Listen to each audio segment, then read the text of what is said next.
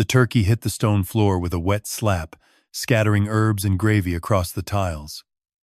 The scent of rosemary and butter rose in a sharp cloud that made my eyes water. I stepped back, my bare soles pressing against the cool ceramic, and watched Lisa Morgan lift the silver platter again.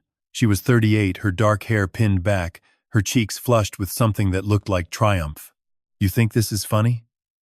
I asked, my voice low enough that only she could hear over the clatter of the dog's nails on the floor. She tossed a glance at me, her smile thin as a blade. "It's not funny, Ethan. It's practical. The turkey was undercooked. I won't have Nathan sick." The golden retriever lunged, jaws snapping at the dripping meat. A low whine rose from its throat as it tore at the flesh, grease smearing its muzzle. I felt the muscles in my neck tighten, a heat crawling up my spine that had nothing to do with the kitchen's warmth. Lisa turned away, already moving toward the hallway where Nathan waited with his phone glued to his ear. "We're late," she said, her tone bright, as if she had just announced a picnic instead of a betrayal. "The Hollisters are expecting us at the country club. You know how important this is for Nathan's future." I stood there, the echo of the slap still ringing in my ears, the smell of burnt herbs clinging to the air. My hands curled into fists at my sides, nails biting into my palms. I had spent the last 3 hours basting that bird, measuring every minute, every turn, following my mother's recipe to the letter. Now it lay in a puddle of gravy. A feast for a dog while we were told to dress for a banquet we had already paid for. "Nathan," I called, my voice steadier than I felt. "Come here a minute." He appeared in the doorway, his 16-year-old frame slumped, earbuds dangling from his neck. His eyes flicked from the mess on the floor to my face, confusion knitting his brow. "What's wrong, Dad?" he asked, his voice soft, the usual teen hesitation present, but laced with something else. Maybe worry, maybe the instinct to protect his mother. I knelt, picking up a shard of the ceramic plate that had skittered near the cabinet. The edge was sharp, a thin line of white against the dark tile. I held it out to him, not as a weapon, but as a reminder of what had just happened. "This isn't an accident," I said, keeping my tone even, each word deliberate. She threw the turkey to the dog on purpose. Nathan's gaze darted to his mother, who was already halfway down the hall, her designer coat swaying with each step. He swallowed, his throat working. "Mom said it wasn't safe," he murmured, the words barely audible over the distant hum of the refrigerator. I met his eyes, seeing the conflict ripple across his young face. He wanted to believe her, to trust the woman who had packed his lunches and cheered at his soccer games. Yet the evidence lay smeared across the floor, undeniable. "You deserve better than this," I whispered, more to myself than to him. "You deserve a Thanksgiving where the food stays on the table." He nodded once, a small jerky motion, and slipped his hand into mine. His grip was firm, surprising for someone his size, as if he were anchoring himself to something solid. Lisa reappeared at the top of the stairs, her shoes clicking against the wood. She paused, hand on the banister, and looked down at us. Her expression was unreadable, a mask polished to a shine. "We really need to go," she said, her voice bright again, the kind of tone she used when she wanted to deflect. "The Hollisters won't wait." I glanced at the turkey, now a sad pile of shredded meat and grease, the dog happily chewing a bone that had once been the drumstick. The scent of rosemary had faded, replaced by the metallic tang of fear that sat heavy in my chest. "Lisa," I began, choosing each syllable carefully, "you know I worked late nights to afford this. You know I skipped my own meals to make sure Nathan had everything he needed." She tilted her head, a gesture that used to signal curiosity but now felt like a challenge. "Ethan, you're overreacting. It's just a bird. We can order something else."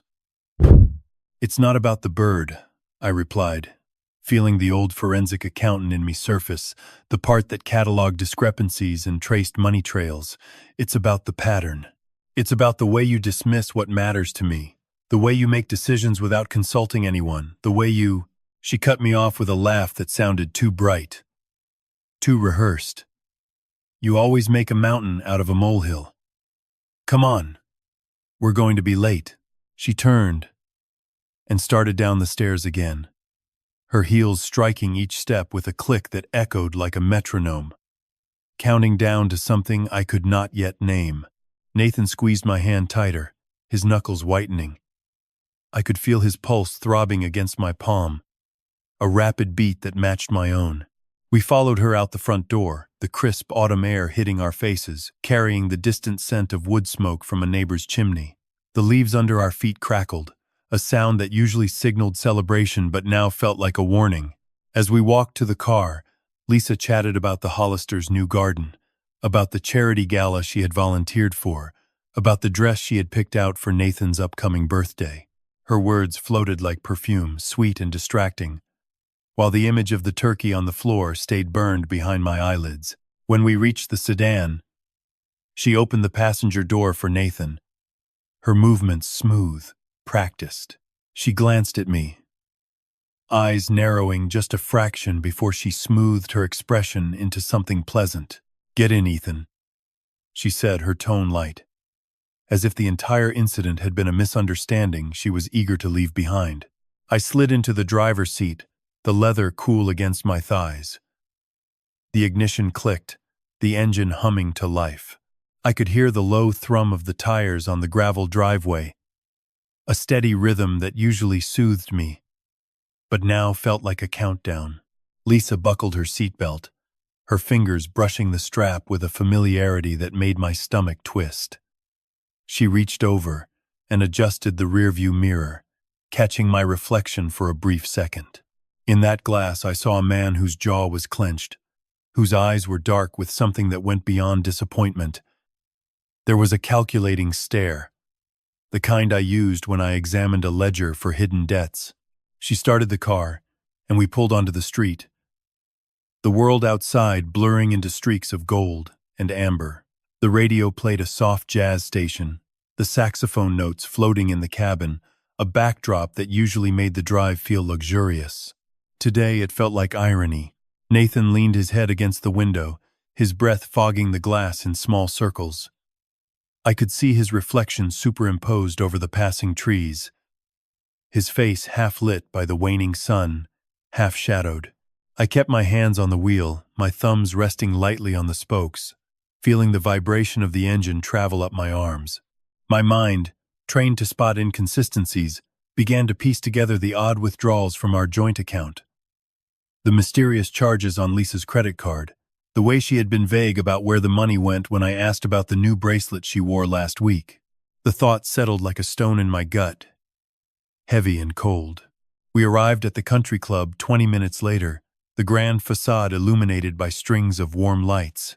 Valet attendants in crisp uniforms greeted us, their smiles polite, their eyes flicking briefly to Lisa's designer coat before moving on to the next car. Lisa stepped out first, her heels clicking against the marble steps, her laughter ringing out as she spoke to a group of women near the entrance. She touched each of them on the arm, a gesture that spoke of belonging, of being seen. I followed, Nathan at my side, his shoulder brushing mine. The smell of fried food and citrus drifted from the open doors, mingling with the perfume of expensive candles. Inside, the ballroom was already alive with chatter, clinking glasses, the low murmur of a violin quartet playing in the corner. Lisa wove through the crowd, her movements fluid, greeting people by name, her laugh bright and easy. She paused at a table laden with hors d'oeuvres, picking up a stuffed mushroom and offering it to Nathan with a wink. "Try this, sweetie," she said, her voice dripping with affection. "It's one of the Hollister specials." Nathan took the mushroom, his cheeks flushing as he bit into it, his eyes darting to me for a split second before returning to the snack. I stood a few feet away, watching the scene unfold, feeling like an outsider in a life I had helped build. The weight of the day pressed down on my shoulders, not just from the wasted turkey, but from the dawning realization that the woman walking ahead of me, the woman who called me Ethan with a tenderness that now felt like a performance, was hiding something far more costly than a ruined holiday. A server approached, balancing a tray of champagne flutes. He offered one to Lisa, who accepted with a grateful smile, her fingers brushing his wrist. The clink of glass against glass sounded sharp in my ears, a tiny bell that seemed to signal the start of something I could not yet name. I lifted my own flute, the liquid inside catching the light, bubbles rising slowly. I brought it to my nose, inhaling the faint scent of yeast and apple, then set it down untouched. Lisa turned toward me, her expression softening just enough to ask, "Are you okay, Ethan?" Her voice was warm, the kind that used to make my chest feel light. Now, it made my stomach tighten. I forced a smile, the muscles in my face working against the instinct to frown. "Just thinking about the drive home," I replied, keeping my tone even. "I hope the roads aren't icy." She nodded, her eyes already scanning the room for the next person to greet. "Drive safe," she said, and then she was gone, swallowed by the sea of smiles and laughter. Nathan leaned close to me, his whisper barely audible over the music. "Dad, are we really going to eat here?" I looked at him, seeing the same mix of hope and anxiety that had been in his eyes since morning. "We'll see," I said, my voice low. "We'll see what happens." He nodded, his gaze fixed on the dance floor where a couple twirled under a crystal chandelier. The music swelled, the violin crying a sweet, melancholy note that seemed to hang in the air long after the bow left the strings. I felt the weight of the evening settle, not as a burden, but as a question, waiting for an answer. "I need to check the account," I whispered to myself, the words barely audible over the hum of the refrigerator. The house felt too quiet after the country club gathering, the laughter and clinking glasses now a distant echo. I pushed away from the kitchen table, the cool marble sending a shiver up my forearms, and stepped toward the home office where the laptop sat closed on the desk.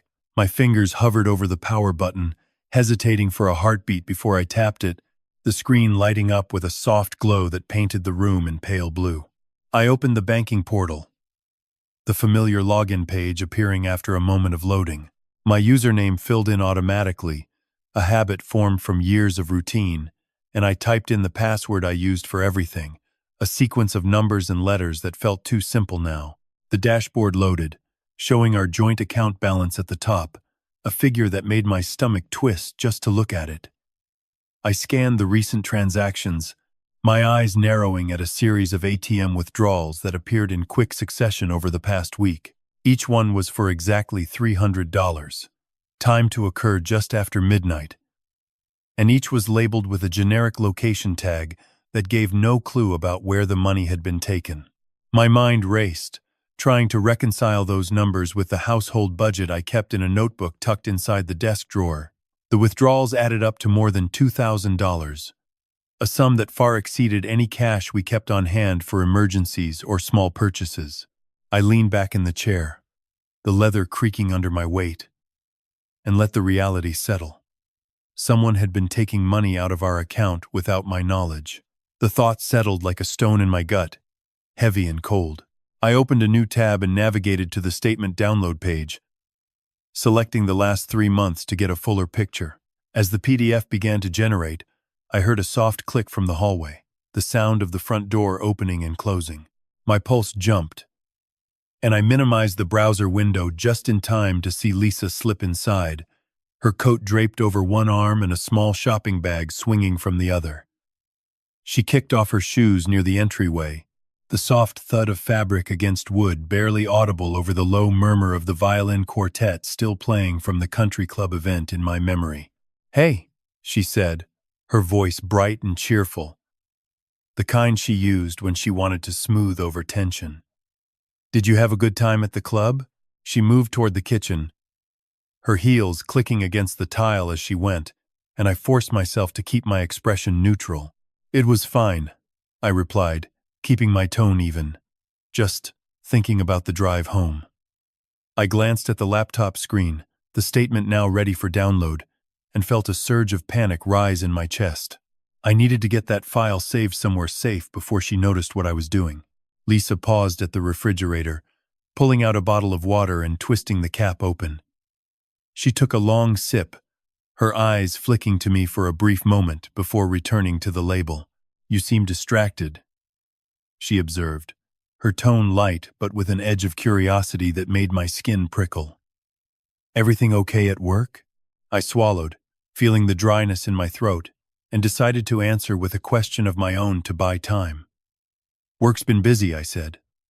"Lots of audits coming up. You know how it gets this time of year." I watched her shoulders relax a fraction, the tension in her posture easing as she accepted my explanation. She set the water bottle down on the counter and turned to face me fully, her hands resting lightly on the edge of the island. "I was thinking," she began, her voice dropping to a softer register, "maybe we could order pizza tonight? Nathan mentioned he's been craving pepperoni." She smiled, hoping to steer the conversation away from whatever was bothering me.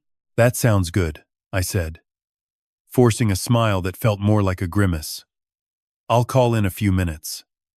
I turned back to the laptop, my heart pounding as I clicked the download button. The file began to transfer, and I breathed a quiet sigh of relief when the download completed, and the PDF opened in a new window. I scanned the statement again, this time focusing on the dates and amounts of the ATM withdrawals. Each one matched a day when Lisa had been out shopping or running errands, according to the mental calendar I kept in my head. My jaw tightened as I realized the pattern. She had been taking out cash regularly, and the amounts were just under the threshold that might trigger a fraud alert from the bank. The thought that she was deliberately avoiding detection sent a hot flash of anger through me, but I forced myself to stay calm, knowing I needed more concrete evidence before confronting her. I minimized the banking window and opened a new document, ready to start logging the transactions in a spreadsheet. As I typed the first entry, a withdrawal of $300 on November 10th, I heard Lisa's voice from the living room, soft and melodic as she spoke to Nathan. "Did you enjoy the mushrooms, sweetie?" she asked, her tone affectionate. "I thought you might like them." There was a pause, then Nathan's reply, hesitant but earnest. "They were good, Mom." "Thanks." I felt a pang of guilt as I listened to their exchange, the sound of their voices a reminder of the family I was trying to protect. I forced my attention back to the spreadsheet, my fingers moving quickly as I recorded each suspicious transaction. By the time I finished logging the withdrawals, the clock on the wall showed it was nearly midnight.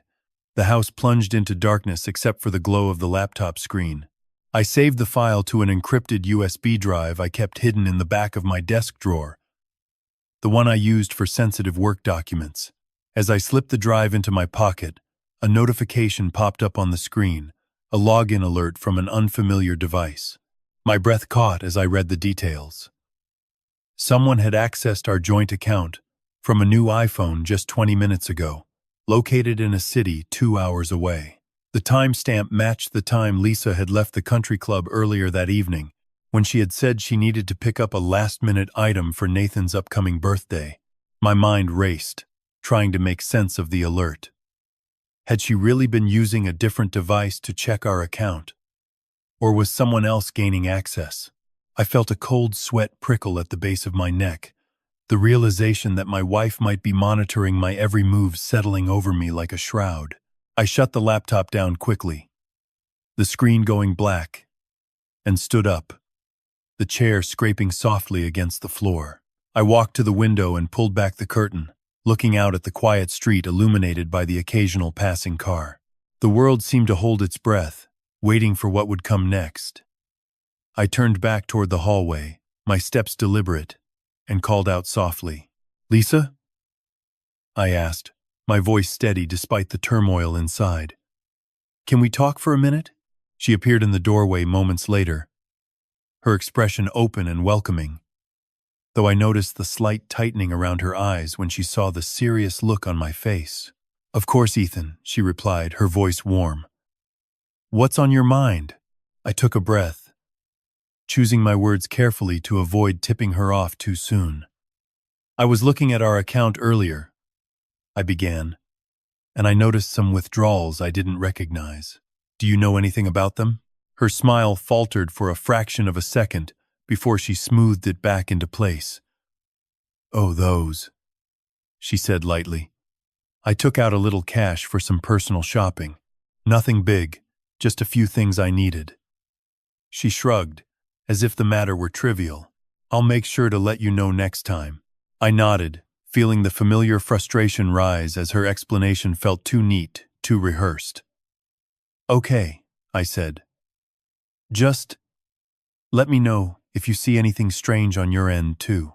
I hoped the request would seem reasonable, a mutual effort to keep our finances transparent.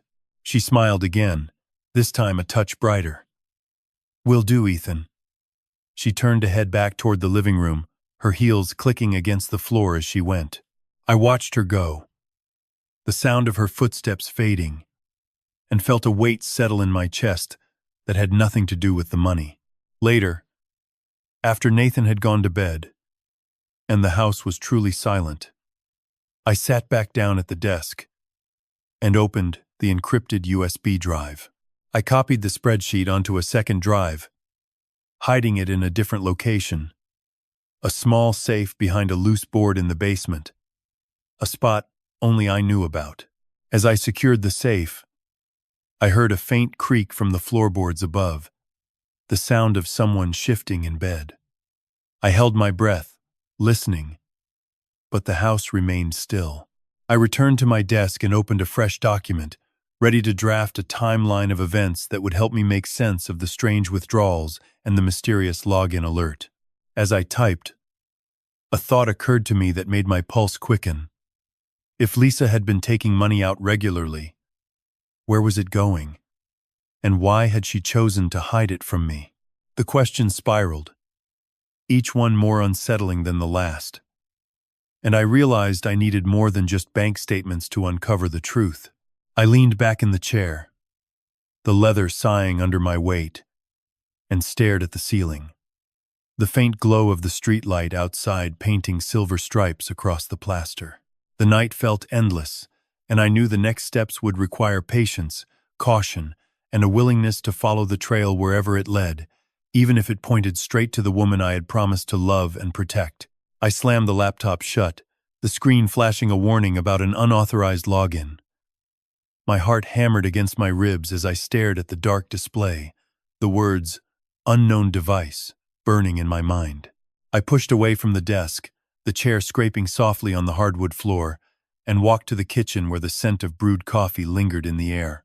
I poured myself a cup, the ceramic warm in my hands, and tried to steady my breath before calling out. "Lisa?" I asked, keeping my tone even despite the tremor inside. She appeared in the doorway, her smile bright and practiced, though a faint line creased her forehead when she saw the seriousness in my eyes. "Of course, Ethan," she replied, her voice smooth as silk. "What's on your mind?" I took a slow sip, feeling the heat spread through my chest. "I noticed some withdrawals on our joint account yesterday," I began, choosing each word carefully. "Amounts I don't recognize. Do you know anything about them?" Her smile faltered for a heartbeat before she smoothed it back into place. "Oh, those?" she said lightly, waving a hand as if dismissing a fly. "I took out a little cash for personal shopping. Nothing big, just a few things I needed." She shrugged, the motion casual. "I'll make sure to let you know next time." I nodded, feeling the familiar frustration rise as her explanation sounded too rehearsed. "Okay," I said. "Just let me know if you see anything strange on your end, too." I hoped the request would seem reasonable, a mutual effort to keep our finances transparent. She smiled again, this time a touch brighter. "Will do, Ethan." She turned to head back toward the living room, her heels clicking against the floor as she went. I watched her go, the sound of her footsteps fading, and felt a weight settle in my chest that had nothing to do with the money. Later, After Nathan had gone to bed and the house was truly silent, I sat back down at the desk and opened the encrypted USB drive. I copied the spreadsheet onto a second drive, hiding it in a different location, a small safe behind a loose board in the basement, a spot only I knew about. As I secured the safe, I heard a faint creak from the floorboards above, the sound of someone shifting in bed. I held my breath, listening, but the house remained still. I returned to my desk and opened a fresh document, ready to draft a timeline of events that would help me make sense of the strange withdrawals and the mysterious login alert. As I typed, a thought occurred to me that made my pulse quicken. If Lisa had been taking money out regularly, where was it going? And why had she chosen to hide it from me? The questions spiraled, each one more unsettling than the last. And I realized I needed more than just bank statements to uncover the truth. I leaned back in the chair, the leather sighing under my weight, and stared at the ceiling, the faint glow of the streetlight outside painting silver stripes across the plaster. The night felt endless, and I knew the next steps would require patience, caution, and a willingness to follow the trail wherever it led, even if it pointed straight to the woman I had promised to love and protect. The following morning I arrived at the office early, the building quiet except for the hum of the HVAC system. I opened my locked drawer and pulled out the notebook where I had been logging every transaction I could trace. The pages filled with columns of dates, amounts, and vague descriptions, ATM withdrawals, online purchases, transfers to unfamiliar accounts. I stared at the numbers, trying to see a pattern. A soft knock on the door pulled me from my focus. Laura Hayes stepped in, her briefcase tucked under one arm, her expression calm and professional. "Good morning, Ethan," she said, her voice steady. "You look like you've had a rough night." I managed a thin smile. "Thanks, Laura. I could use your insight on something personal." She closed the door behind her and took the seat opposite mine, crossing her legs neatly. "Of course. What's on your mind?" I hesitated only a breath before speaking. "I've been noticing irregularities in our joint account. Large cash withdrawals, transfers to accounts I don't recognize.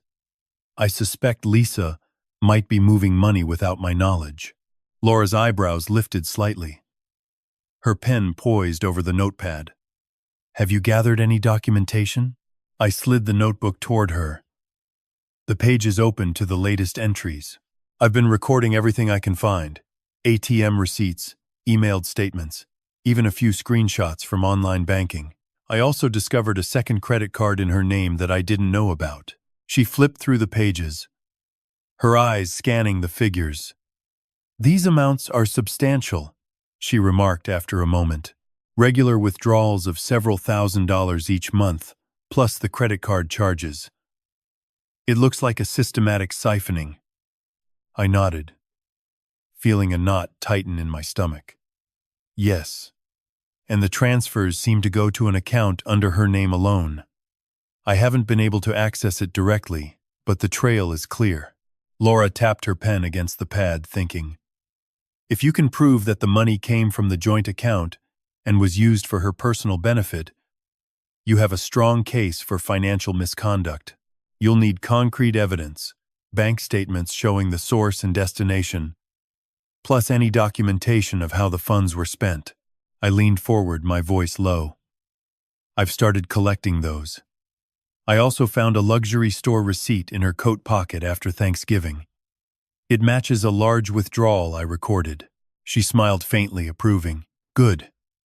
Keep gathering. The more paper trail you have, the harder it will be for her to deny. Also, consider speaking with a forensic accountant who can trace the money flow more definitively." I thanked her and left her office, my mind racing. I needed to see the full picture, to understand where the money was ending up. I drove home with a plan forming. I would request a temporary hold on the joint account through the bank, citing suspicious activity, and then examine the statements more closely. When I pulled into the driveway, I saw Lisa's car parked in front of the garage, the engine still warm. She stood by the front door, holding a small box wrapped in pastel paper. Her expression was open, but I noticed the way her fingers fidgeted with the ribbon. "Hey," I said, trying to keep my voice neutral. "What's that?" She lifted the box, the paper crinkling softly. "Just a little something for Nathan. I thought he might like a new watch for his upcoming birthday." She glanced at me, her eyes searching for a reaction. "You know how he's been asking for one." I forced a smile, the words catching in my throat. "That's thoughtful of you." I stepped closer, peeking inside the box. A sleek silver watch glimmered under the morning light, its face spotless. I recognized the brand, a high-end line I knew carried a price tag well beyond what we usually spent on gifts. "Where did you get the funds for this?" I asked, keeping my tone light but curious. She laughed softly, a sound that seemed a little too bright. "Oh, I've been saving a bit from my side gigs. Freelance design work. It's been going well." I nodded, though doubt prickled at the back of my neck.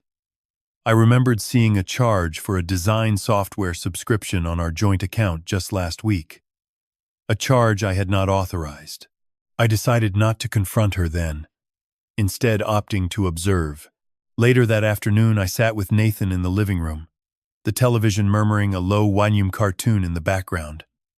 He was sprawled on the couch, a video game controller resting on his lap. "Hey, buddy," I said, keeping my voice casual. "How's school?" He shrugged, his eyes flicking to the screen. "Same old. Mrs. Peters gave us a pop quiz today." He paused, then added, "Mom said I'm getting a watch for my birthday.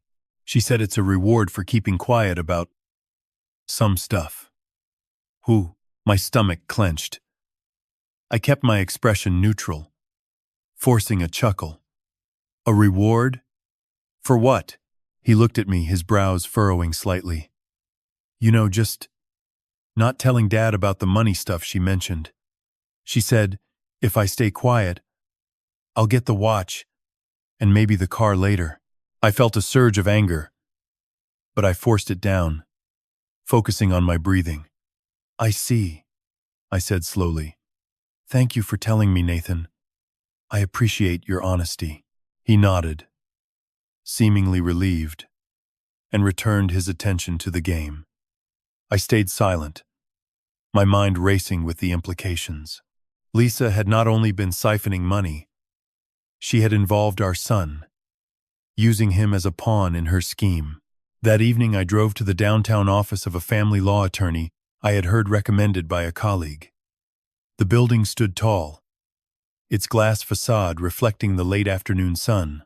I checked in with the receptionist and was shown into a modest conference room where a man in his early 50s waited, his tie neatly knotted, his name plaque reading Daniel Pryor.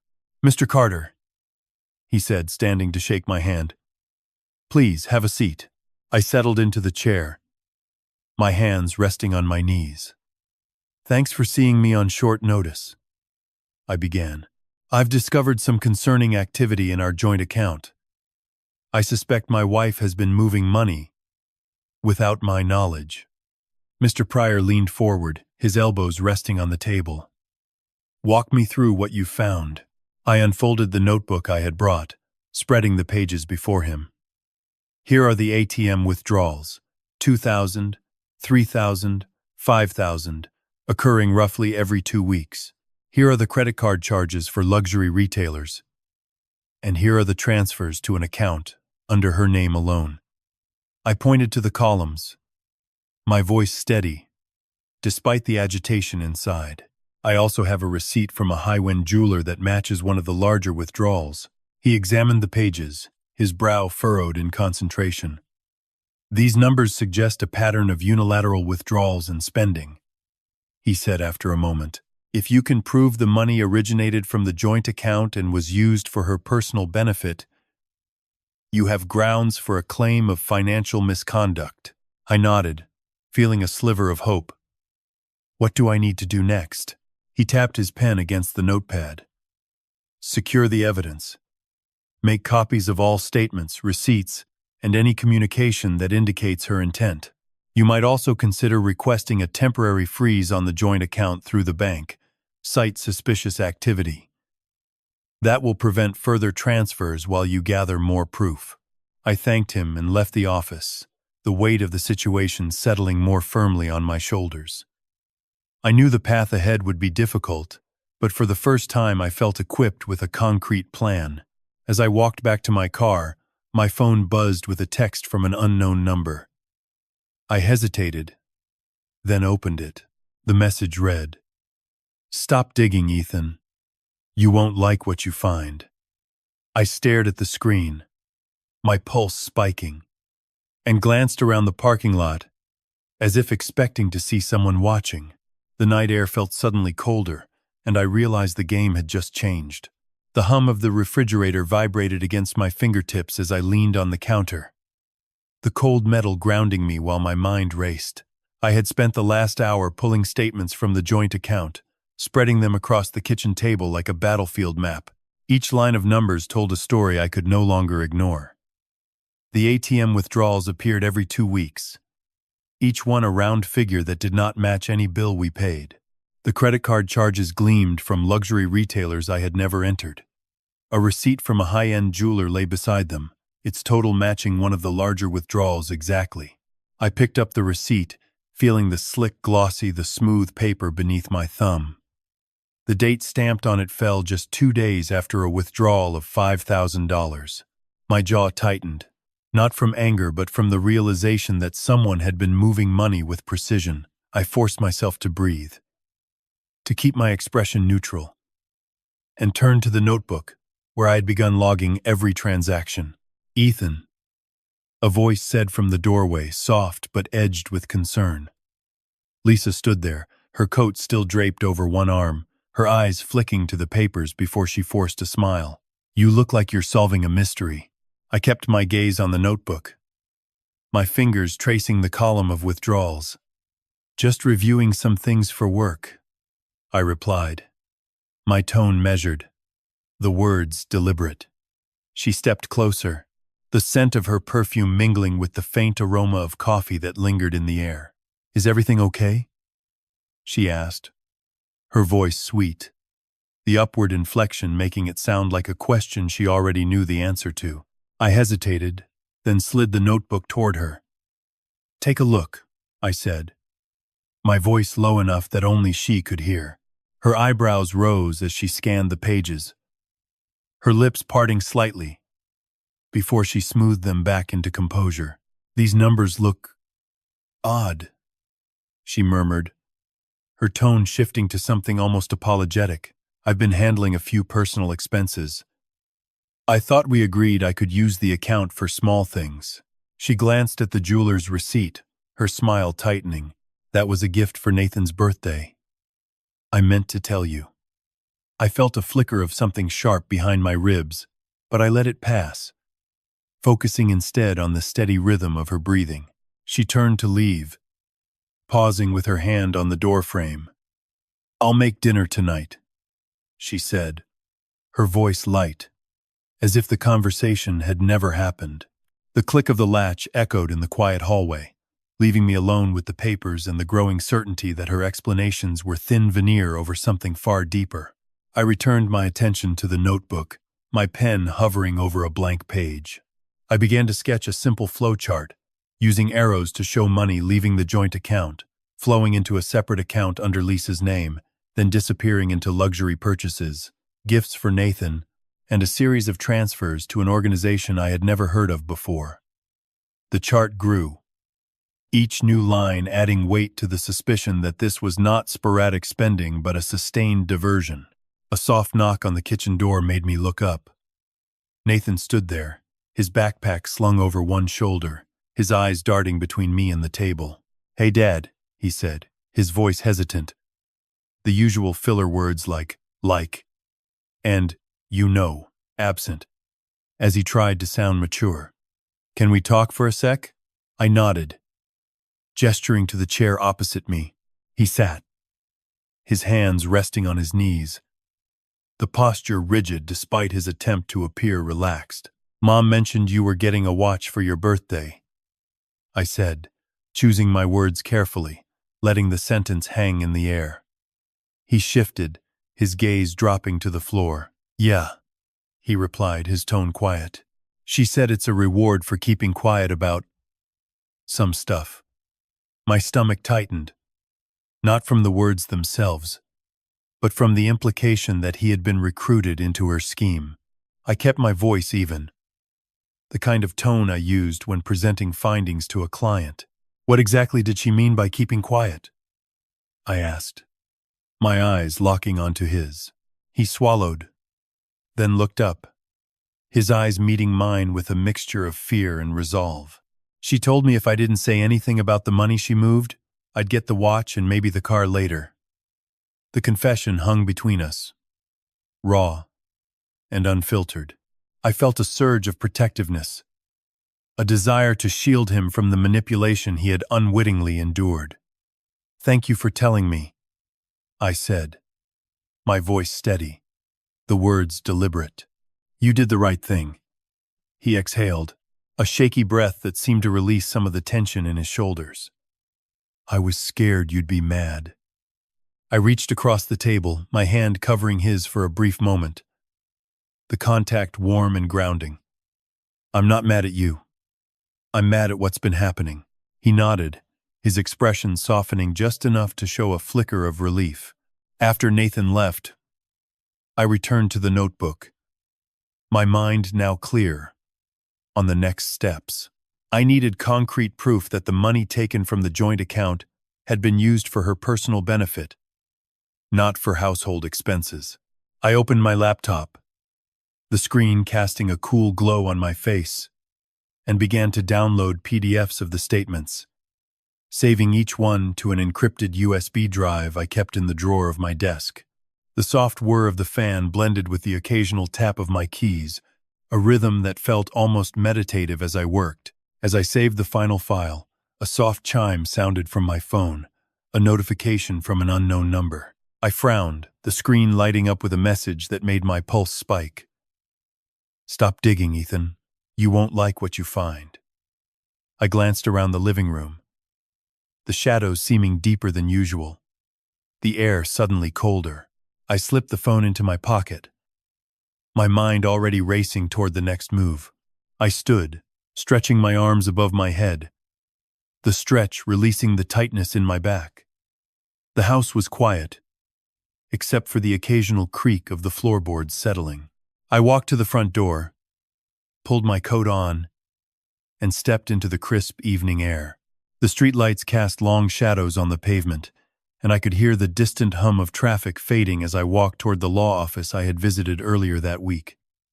My steps were purposeful, each one echoing the resolve building inside me. When I reached the office, the receptionist greeted me with a polite nod, and I was shown into the same conference room where Daniel Pryor awaited. He looked up from his notes, his expression professional yet approachable. "Mr. Carter," he said, rising to shake my hand. "Please have a seat."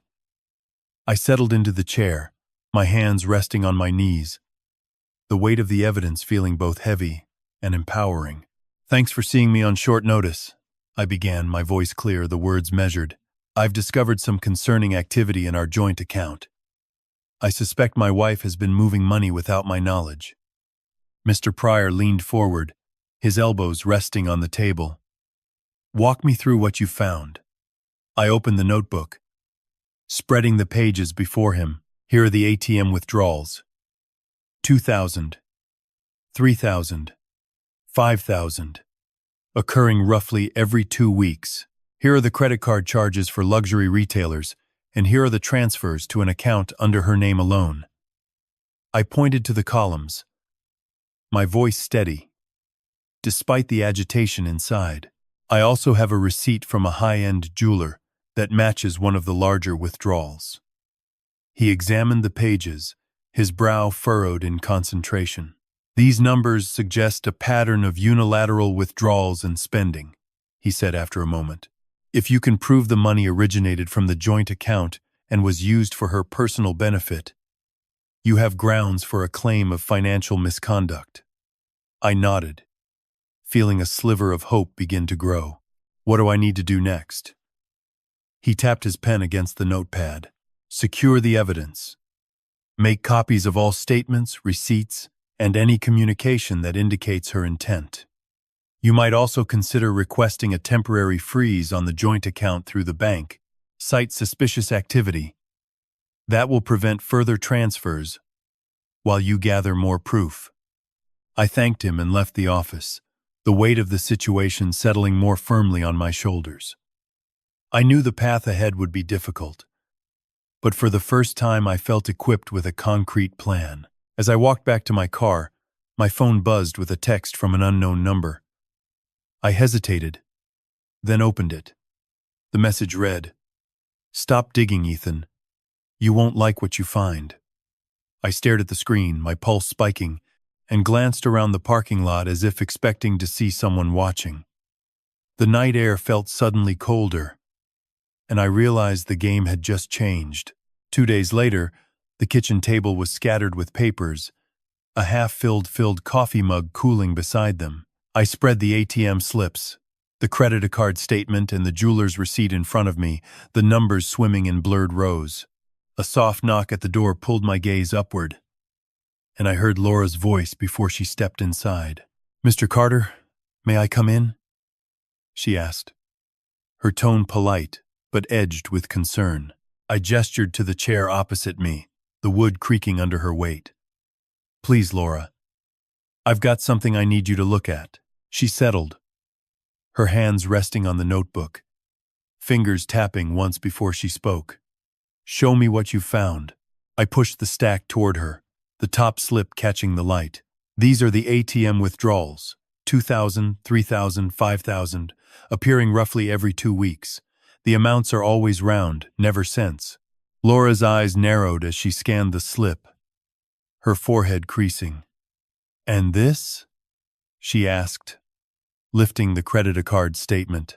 "That's a card in Lisa's name alone," I replied, voice steady. "The charges are for high-end boutiques, jewelers, spas. None of them match anything we've bought for the house." She flipped to the jeweler's receipt, the ink stark against the paper. "This matches a 5,000 withdrawal from the 15th of last month," she noted, her voice dropping. "If the money came from our joint account and was used solely for her personal benefit, you have a clear case of financial misconduct." I leaned forward, the chair sighing under my weight. "What do I need to do next?" Laura's gaze lifted, her expression professional. "Secure the evidence. Make copies of every statement, receipt, and any electronic trail that shows intent. You might also ask the bank for a temporary freeze on the joint account, citing suspicious activity. That will stop further transfers while you gather more proof." I nodded, feeling a knot loosen in my chest. "Thank you, Laura. I'll start right away." She rose, smoothing her skirt, and paused at the door. "If you need anything else, call me. This isn't something you should face alone." The door clicked shut behind her, and I was left alone with the hum of the refrigerator and the weight of the papers. I stared at the credit card statement, the numbers blurring as I thought about the promises Lisa had made to Nathan. A memory surfaced, Nathan's hesitant voice the night he told me about the watch and the car. I pushed back from the table, the legs scraping softly against the floor, and walked down the hall to Nathan's room. The door was ajar, a faint glow from his laptop spilling onto the carpet. He looked up, eyes wide, and I saw the hesitation in his shoulders. "Nathan, may I come in?" I asked, keeping my tone gentle. He nodded, shutting the laptop with a soft click. "Sure, Dad." I sat on the edge of his bed, the mattress sighing under my weight. "I need to understand something. You mentioned a watch and a car that Lisa said were rewards for keeping quiet." He swallowed, his fingers twisting the edge of the blanket. "Yeah. Mom said if I didn't tell anyone about the money stuff, she'd get me a watch for my birthday and a car when I turned 16.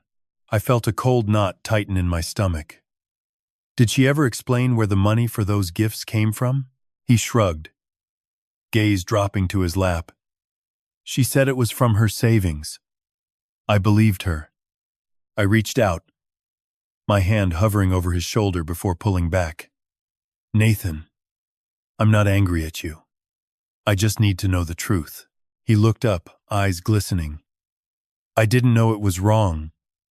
I just wanted to make Mom happy. I squeezed his shoulder briefly, the contact warm and grounding. Thank you for telling me. We'll figure this out together. He gave a small nod, and I left the room, the hallway echoing with the soft tread of my steps.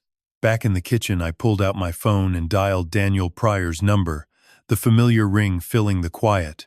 Daniel Pryor, he answered, his voice calm.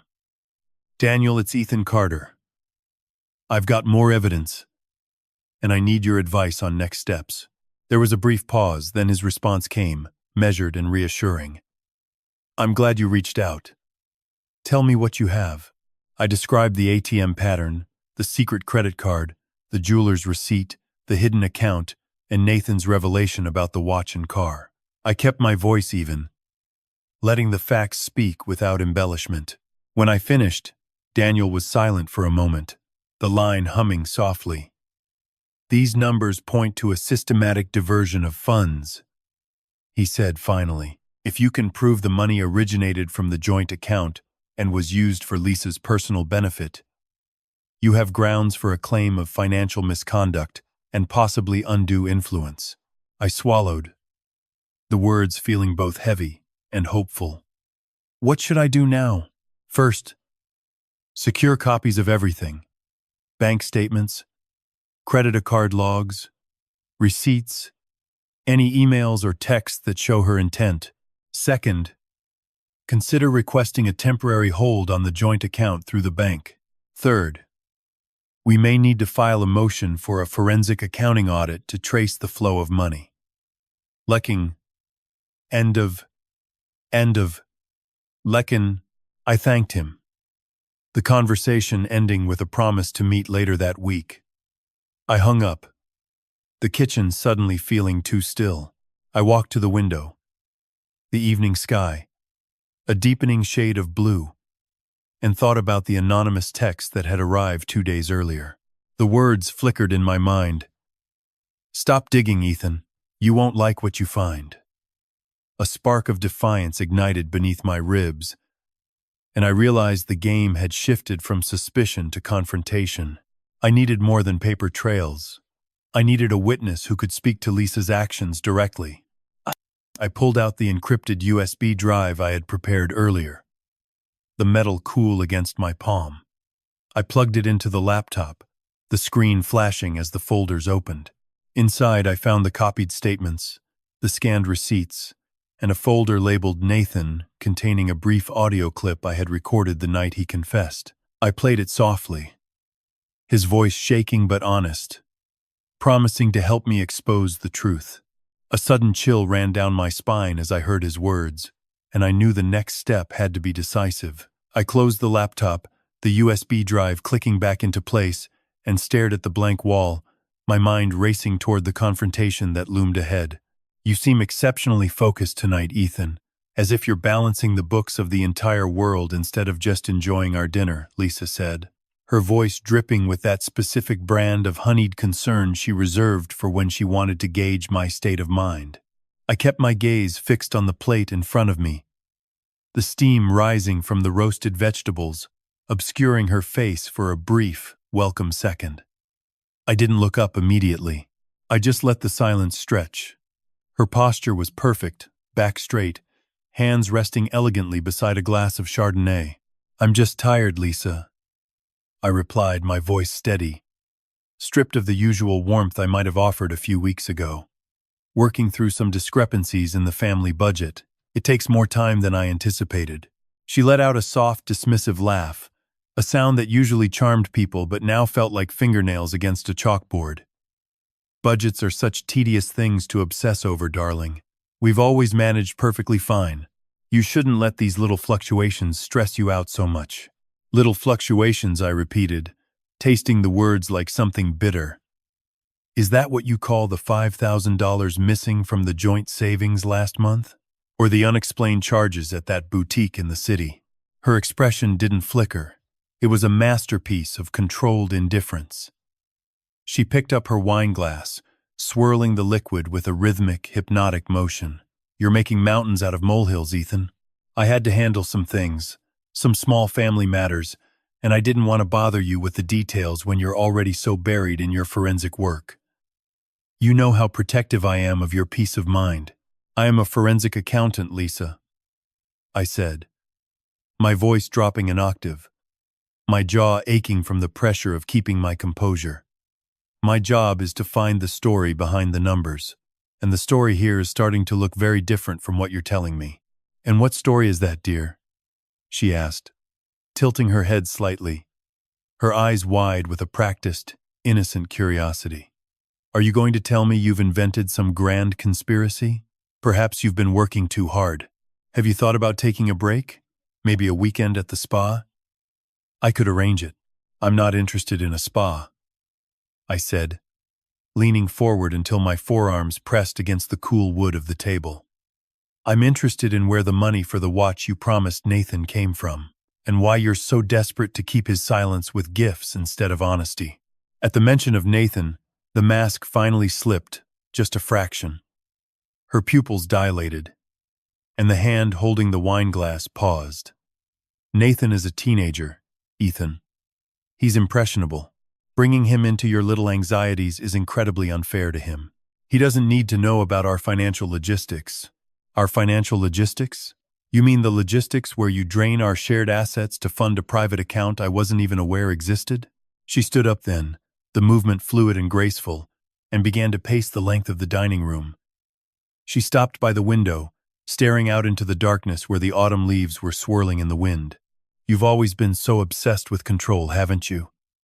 Ever since we married, you treat every cent like it's a soldier you've stationed on the front lines, never allowing a single one to move without your command. Some of us need room to breathe. Breath costs money, Lisa. But it doesn't cost tens of thousands of dollars a month," I said, rising to stand as well. I kept my voice low, controlled, despite the fire licking at my throat. "I've seen the reports. I've seen the transfers. I know about the account in your name. I know about the jeweler.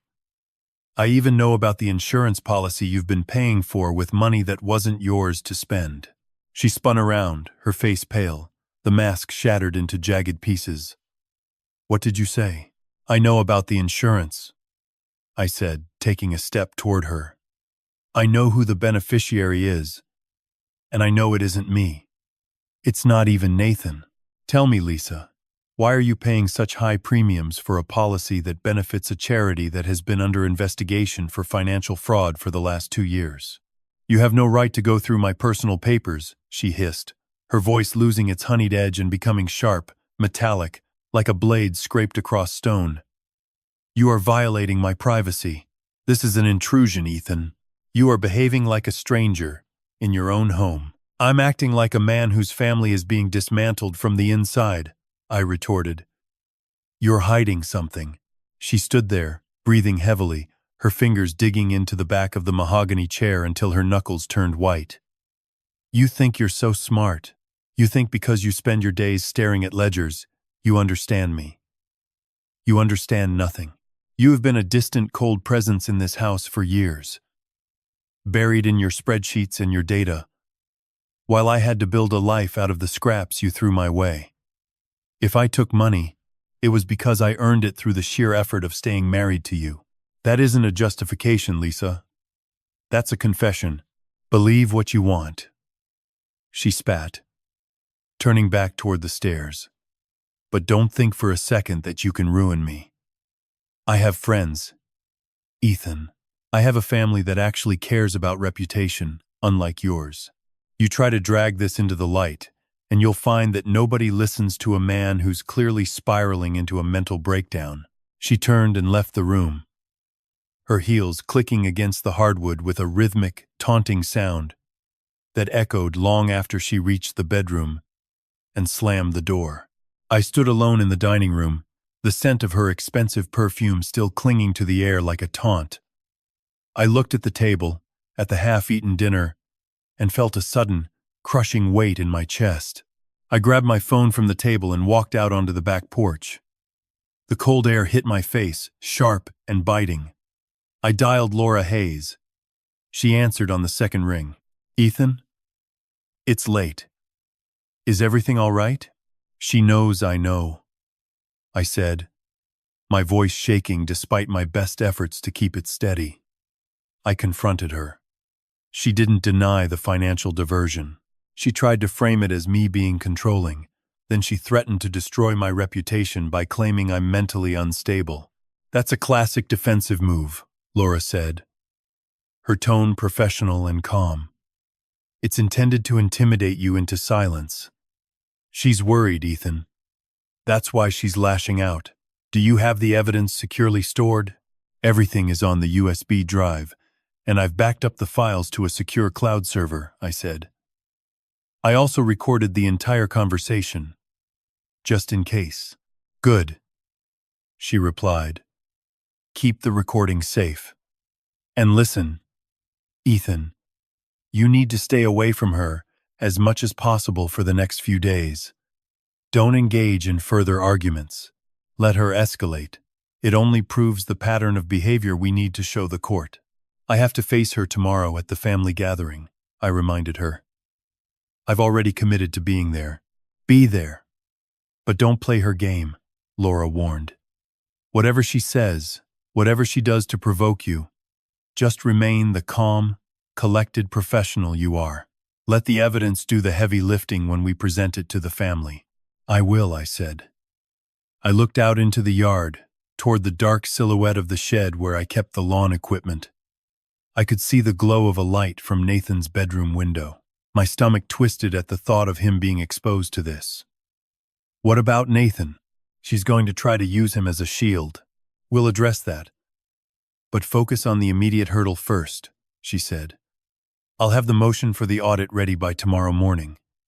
Contact me immediately after the gathering. We're moving forward, Ethan. You're not alone in this." I ended the call and stood in the darkness, the silence of the night providing a strange comfort. My hands were finally steady. The uncertainty that had plagued me for weeks was gone, replaced by a cold, sharp resolve. I walked back inside and locked the door behind me, the sound of the deadbolt sliding home, feeling final. The house felt like a tomb.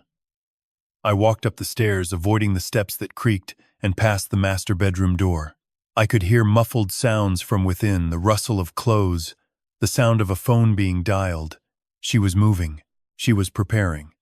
I continued to the guest bedroom, which had become my sanctuary, and sat on the edge of the bed. I pulled out the laptop one more time. I needed to be absolutely certain about the timeline. I opened the folder labeled with the date of the insurance policy purchase. I cross-referenced it with the dates of the largest transfers to the secret account. The alignment was precise. It wasn't just a pattern of spending. It was a strategy of asset accumulation that spanned over 2 years. I leaned back against the headboard and stared at the ceiling. The ceiling fan rotated slowly, casting long shadows across the room. I felt a sense of inevitability. The confrontation at the family gathering was no longer just a possibility, it was a necessity.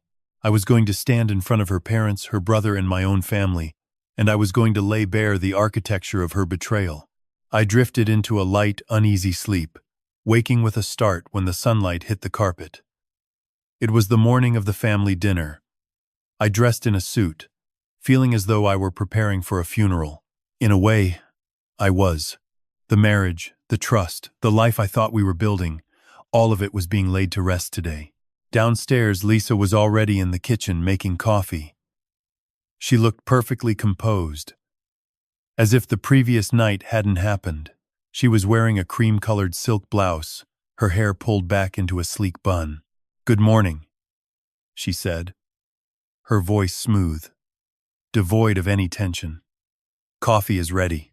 "I'm not hungry," I said, reaching for my keys on the counter. "You're going to act like this in front of my parents?"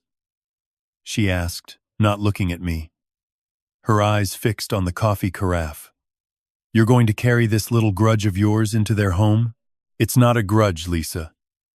It's an accounting.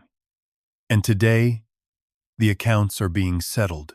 She finally looked at me, a flicker of something, fear, hatred, passing through her eyes before she masked it with a thin, brittle smile. Whatever you think you're going to achieve, you're only going to hurt Nathan. Is that what you want?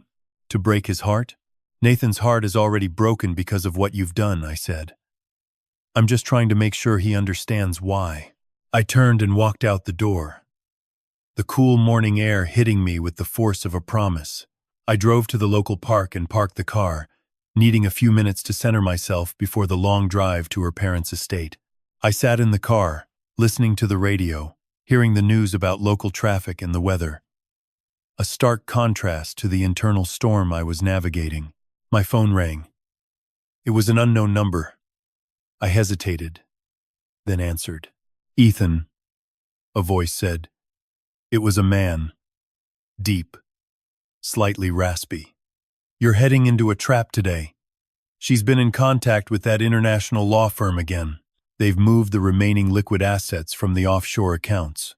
If you try to confront her today without blocking the foreign holdings, she'll declare bankruptcy here and leave you with nothing but legal fees. Who is this? I demanded, my heart hammering against my ribs.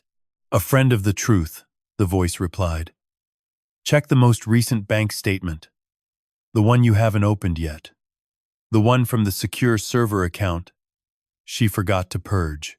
There's a wire confirmation code. That's your use. If you don't use it, you lose everything. The line went dead. I didn't waste a second. I pulled out the laptop, my fingers flying across the keys. I bypassed the main account logs and went straight to the secure backup server. I searched for the account Lisa often used for the charity donations. There, buried in a subfolder marked with a string of nonsensical letters, was a wire transfer confirmation. It was dated yesterday. The amount was staggering, nearly $200,000, transferred to an institution in the Cayman Islands. But it wasn't the amount that caught my eye. It was the signatory.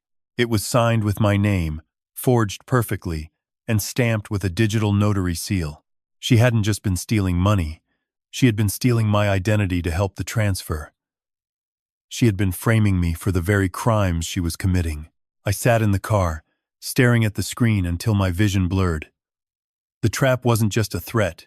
It was already closing. If I walked into that dinner and accused her of theft, she would present the forged wire transfer and claim I was the one who had drained the accounts. She would claim I was the architect of the fraud, and she was the one trying to stop me. I gripped the steering wheel, my knuckles white, the realization washing over me like a tidal wave. She had planned this for months. Every transaction, every gift to Nathan, every argument, it was all designed to build a profile of a man who was desperate, unstable, and capable of criminal activity. I took a deep breath, the air in the car feeling thin. I had 1 hour before the dinner started. 1 hour to pivot. 1 hour to turn the tables on a woman who had spent years memorizing my moves so she could anticipate my every attempt at self-defense. I started the engine. I wasn't going to retreat. I was going to play the hand I had, but I was going to change the rules of the game. I pulled into traffic, my mind racing through every legal possibility, every counter-maneuver I could think of. I needed to reach Daniel Pryor before the dinner. I needed to file an immediate injunction against the forged wire transfer before the funds cleared. As I drove, I saw a billboard for a local bank, and it reminded me of the first time we walked into a branch together, years ago. When we were young, optimistic, and believed that money was the foundation of our life together. How far we had fallen. I reached the interstate, the traffic flowing fast, and for a moment, the road ahead seemed to stretch into eternity. I wasn't just driving to a family dinner. I was driving toward the end of a lie. I checked my reflection in the rearview mirror. My face looked different. Older. Harder. The softness stripped away by the reality of the situation. I saw a black sedan tailing me. I shifted lanes. The sedan shifted too. I took the exit. The sedan took the exit. I hit the gas. The distance between us narrowing. She wasn't just relying on lawyers. She was watching me. She was ensuring I couldn't reach help. I drove toward the heart of the city, toward the office of Daniel Pryor. The sedan followed, steady and persistent. I turned into a crowded shopping center, weaving through the rows of cars, the engine of my vehicle whining in protest. I parked in the furthest corner, behind a delivery truck, and slipped out, leaving the phone on the passenger seat to track the sedan as it circled the lot. I ran toward the entrance of the office building, my heart pounding, the weight of the USB drive in my pocket feeling like lead. I reached the elevators, hit the button, and waited. The seconds ticking by like hours. The elevator doors opened, and there stood Lisa. She wasn't dressed in her silk blouse anymore.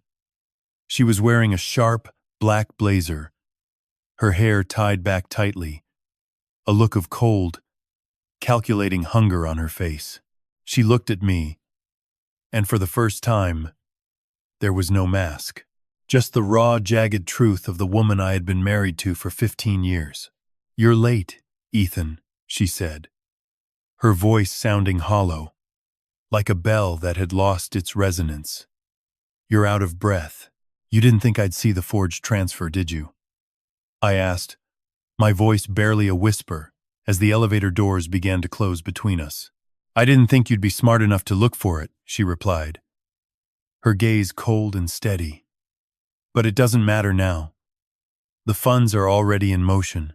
The doors shut, and I was left in the lobby, the cold air from the air conditioning hitting my face. I looked at the digital display as the elevator climbed. I had 1 minute to decide my next move. I pulled my phone out of my pocket.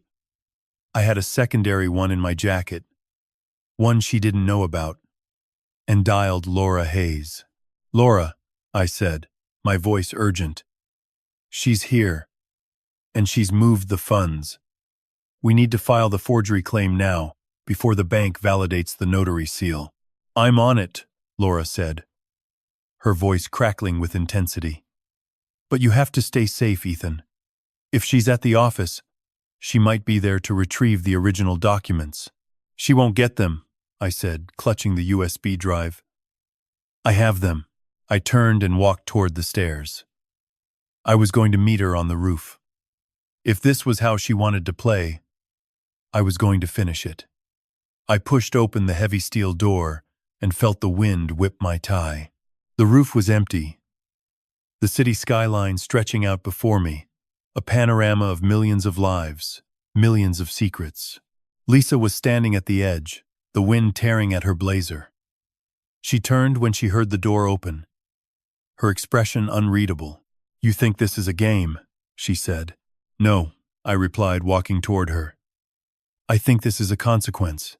She reached into her pocket, and for a terrifying second, I thought she had a weapon. Instead, she pulled out a small velvet box. She opened it, and the diamond ring I had given her 15 years ago glinted in the sunlight. She looked at it for a moment, then tossed it over the edge, watching it tumble into the abyss below. "That was the beginning," she said, "and this is the end." "The end of what?" I asked. "The end of your control? The end of your performance? The end of being known," she said, her voice cracking. "I spent my life being known as your wife, as your son's mother, as a woman who had it all. And it was all a lie, Ethan. Everything. From the moment we met, I was acting." "Why?" I asked, a genuine curiosity cutting through my anger. "Why build a life just to burn it down?" "Because the fire was the only thing I could call my own," she said, her eyes meeting mine with a strange, haunting clarity. She took a step toward me, and I braced myself. But she just stopped and looked at the city, the sprawl of buildings reflecting in her eyes. "You think you've won because you have the documents," she said. "But documents don't change the fact that I am already gone. You won't find me, Ethan. You won't find the money, and you certainly won't find the woman you think you know." She turned and walked toward the door, passing me without a glance. I stood alone on the roof, the wind howling around me.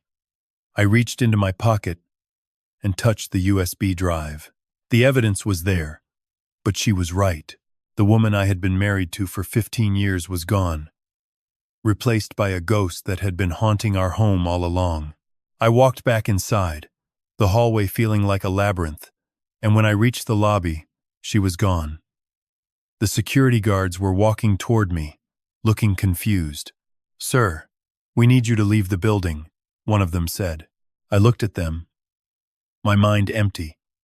Then I nodded and walked out into the street. The city was moving. The cars were flowing, and the world was continuing as if nothing had changed. I stopped on the sidewalk and looked up at the sky. My phone vibrated. It was a message from Nathan. "Dad, I'm at the house. Mom isn't here. Where are you?" I looked at the screen, the weight of the realization sinking into my bones. She wasn't at the office for documents. She was at the house. For Nathan. I started to run. I didn't care about the traffic, the people, the distance. I ran toward the nearest subway station, the only way to beat the gridlock.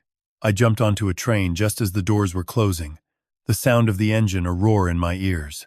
I sat down, gasping for air, the world blurring into a series of flashes and shadows. I realized then that the confrontation hadn't happened on the roof. It was happening at home, and it wasn't about the money anymore. It was about the one thing she hadn't been able to steal. The trust of my son. I prayed he was waiting for me. I prayed he was safe. I prayed that when I walked through that door, I wouldn't find a house emptied of everything, including the person who mattered most. The train screeched to a halt at my stop, and I leaped out, sprinting up the stairs and into the blinding light of the afternoon. I saw the house in the distance, a quiet, peaceful structure, surrounded by trees that were shedding their leaves. I reached the front porch, my heart hammering, and I reached for the handle. The door was unlocked. I shoved the front door open and stepped into the dim hallway, the scent of lavender perfume hitting me like a warning. The floorboards creaked under my weight, each step echoing the tension coiled in my chest. I paused, listening for any sign of movement beyond the closed door of the living room. A low murmur reached my ears. Lisa's voice, soft but edged with something I could not name. I eased the door wider and slipped inside, keeping my shoulders relaxed to avoid betraying my urgency. Nathan sat on the sofa, his eyes fixed on a tablet screen, his fingers tapping absent-a-slow. Lisa stood near the fireplace, a glass of chilled white wine in her hand, her smile polished as she watched him. She turned her head the moment I entered, her gaze flicking to my face before sliding back to the boy. "Ethan, you're home early," she said, her voice light, the way she used when she wanted to deflect. "I was just showing Nathan a video about the new charity gala we're sponsoring." She lifted the tablet, pointing at a colorful splash of logos and smiling children. I kept my tone measured, choosing each word as if placing a stone on a scale. "Lisa, I need to talk about the joint account. I saw transfers that don't match our budget." My jaw tightened, a habit that had begun the day I noticed the irregularities. She laughed, a sound that seemed too bright for the moment. "Oh, honey, you're overreacting again. We discussed the extra expenses for Nathan's watch and the upcoming car. Remember?" She brushed a stray curl behind her ear, the gesture practiced, meant to soothe. Nathan looked up, his brow furrowed. "Dad, Mom said the watch was a reward if I kept quiet about the money thing." His voice wavered, the words catching in his throat as he glanced at his mother. I felt a flash of heat rise in my neck, but I forced it down, focusing on the facts rather than the fury. "The transfers I'm talking about are far larger than a watch or a car. They go to an account under your name, Lisa, and then to something called the Noah's Ark Foundation." I let the name hang, watching her reaction. Her smile faltered for a heartbeat, then returned, tighter. That's just a donation I wanted to make. I've always believed in giving back. She took a sip of wine, her eyes darting to the ceiling, as if seeking inspiration. I leaned against the doorframe, crossing my arms, the pressure grounding me. The amounts are far beyond any charitable giving we've discussed. Over the past 18 months, more than $50,000 moved from our joint account to your private account, then to the foundation. That's not a modest gift. It's a pattern. I kept my voice steady, refusing to let anger bleed into my tone. Lisa set her glass down with a soft clink, the sound sharp in the quiet room. You're looking at numbers without context, Ethan. I've been managing some side projects, trying to build a little security for us. She stepped closer, her hands resting on the edge of the coffee table, her fingers tapping a nervous rhythm. Nathan's eyes darted between us, his shoulders hunched. Mom, why didn't you tell us about the side projects? He asked, his voice quiet. I softened slightly, seeing the boy's confusion. Nathan, I need you to be honest with me. Did your mother ever ask you to keep secrets about money? I kept my gaze on him, waiting for his answer. He swallowed, his cheeks flushing. She said if I stayed quiet about the extra cash, she'd get me the watch and promised a car for my 16th birthday. He looked down at his hands, the words heavy.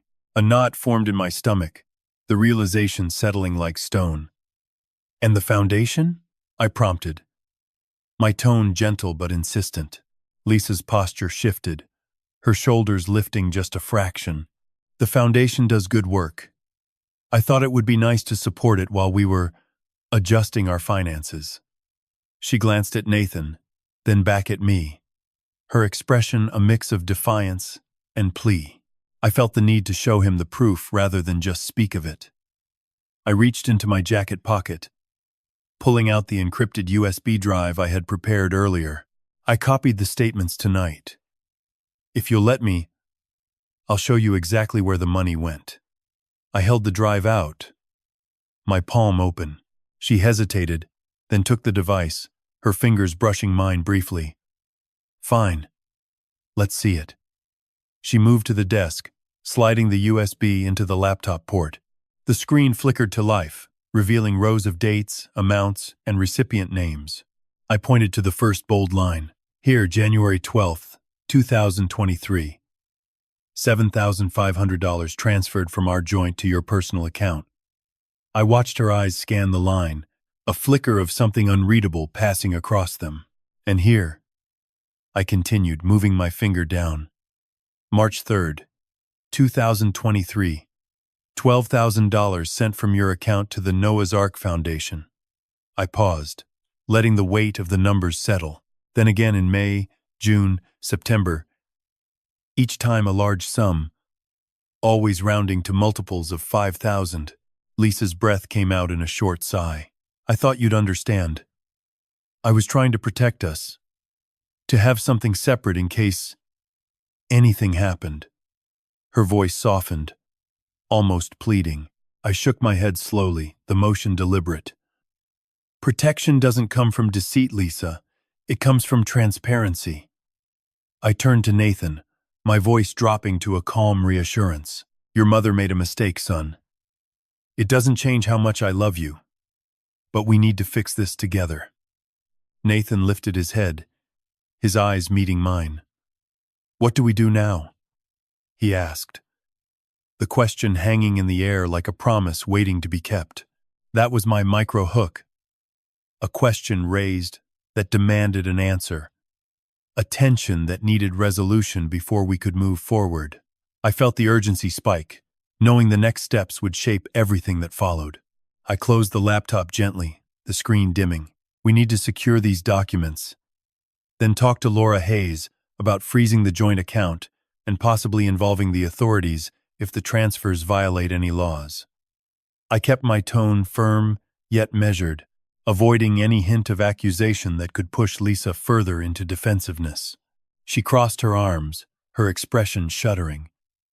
You're threatening to ruin everything we built. Her words were low, but the edge in them was sharp enough to cut. I shook my head again, this time with a hint of sadness. I'm not trying to ruin anything, Lisa. I'm trying to stop the ruin before it spreads further. I stepped back, giving her space to process. Nathan stood, his chair scraping softly against the floor. Can we talk about the car? He asked, his voice tentative. I smiled, a small, genuine curve. We'll figure out the car later, Nathan. Right now, we need to make sure the money is safe, and that no more moves happen without both of us knowing. I glanced at Lisa, waiting for her response. She looked at the laptop screen one last time, then exhaled slowly. All right, show me what you have. She gestured toward the desk, inviting me to proceed. I opened the folder labeled Joint Account Statements and began to walk her through each suspicious transfer, pointing out the dates, the amounts, the destinations. As I spoke, I kept my actions deliberate, my hands steady, my gaze fixed on the screen rather than on her face, to avoid giving her any opening to deflect with charm. After the last line, I snapped the laptop shut. I'll make copies and store them somewhere safe. Then we'll meet with Laura tomorrow morning. I stated the plan clearly, leaving no room for ambiguity. Lisa nodded, her expression unreadable. Okay. She pushed away from the desk and walked toward the kitchen, her heels clicking against the tile. Nathan lingered, his eyes darting between us. Dad, will Mom be okay?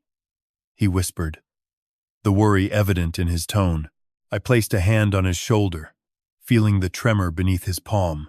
We'll get through this together, son, one step at a time. I gave him a reassuring squeeze, then turned to follow Lisa into the kitchen, the scent of coffee brewing mixing with the faint smell of polished wood. As we entered the room, Lisa was already pouring 2 mugs, her movements precise, her back still turned. I sat at the table, the wood cool under my forearms, and watched her hands as she worked. Would you like some coffee? She asked, finally facing me, her eyes searching mine for any sign of relenting. I nodded, accepting the mug she offered. The steam curled upward, carrying the bitter aroma that always helped me think clearly. I took a slow sip, feeling the heat spread through my chest, grounding me further. Lisa, I began, choosing my words with care. The transfers to the foundation. Do you know where the money goes after it reaches them? I kept my tone inquisitive, not confrontational, hoping to elicit honesty rather than denial. She paused, the mug hovering near her lips. I've seen their reports. They say they help children in need, provide education, medical aid. She set the mug down, her fingers wrapping around the warm ceramic. I trusted them. I nodded slowly, acknowledging her statement, while keeping my own thoughts to myself. I'll need to verify that for myself. If the foundation is legitimate, we should still be able to trace where the funds end up. I paused, letting the idea settle between us. And if they're not, we need to know now before more damage is done. She stared into her coffee, her brow furrowing. I never imagined it could come to this. Her voice was quiet, and the way it shook made me stop and listen. I reached across the table, not touching her, but letting my presence be felt. We'll find out together, Lisa. That's the only way to move forward. I kept my voice steady, the resolve in it clear, without raising my volume. Nathan slipped into the chair beside me, his mug cradled in both hands. Can I help? He asked, clearly eager to assist. I smiled at him, the warmth genuine. You can help by staying honest with us, Nathan. That's the most important thing. I rested my hand briefly on his back, feeling the steady rise and fall of his breathing. The clock on the wall ticked softly, each second marking the passage of time we could not reclaim. Outside, a breeze stirred the leaves of the oak tree in the yard, sending a whisper through the open window. I felt a quiet determination settle over me. Not the roar of anger, but the steady pulse of someone who had gathered evidence and was ready to act. The micro hook that had sparked earlier, a question raised, had now evolved into a promise made. We would uncover the truth, protect our family, and prevent any further deceit. I took another sip of coffee, the liquid grounding me as I prepared for the conversation with Laura Hayes tomorrow. The path ahead was uncertain, but the first steps were clear, and I walked them with purpose. The refrigerator hummed low, a steady vibration that Lisa's fingers tapped against the countertop, and I felt the same tremor in my own palm. I stood beside the island, spreading out the printed bank statements on the cool marble surface. The stack of pages grew thicker as I added the ATM receipts I had slipped from the drawer earlier that morning. Each slip showed a round sum withdrawn in the late hours, amounts that did not match our usual budget. I paused, tracing a line of ink with my thumb, and wondered how many more hidden transfers lay buried in the electronic logs. Lisa entered the kitchen, her heels clicking against the tile, and glanced at the papers without breaking her stride. "You look like you're preparing for a tax audit," she said, her voice light, the usual sweetness edged with something I could not name. I kept my eyes on the numbers, choosing my words carefully. "I'm trying to understand where our money has been going." She leaned against the counter, crossing her arms, and let out a soft laugh that did not reach her eyes. "Ethan, you always overthink things. We have enough for the holidays, for Nathan's future, for everything." I felt a flicker of frustration, but kept my tone even.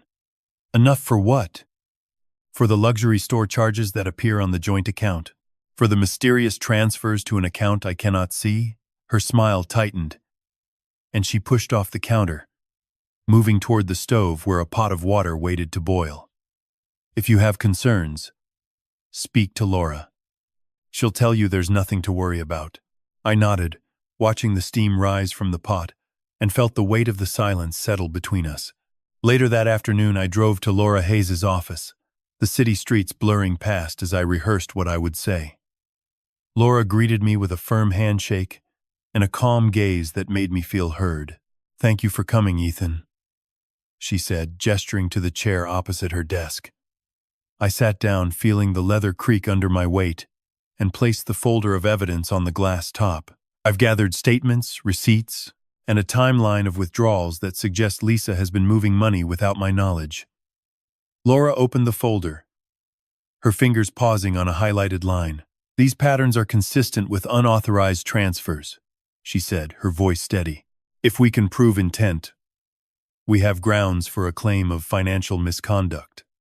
I felt a spark of hope, but also a surge of caution. "What about the joint account? Can we freeze it temporarily?" She considered for a moment, then replied, "We can file a motion for a temporary restraining order on the account, but we'll need to show imminent risk of dissipation." I nodded, feeling the weight of the decision. "I'll bring any additional proof you need." She smiled faintly. "Keep collecting. The stronger the paper trail, the harder it is to dismiss." After the meeting, I stopped by the house to find Nathan in his room, headphones on, textbook open on his lap.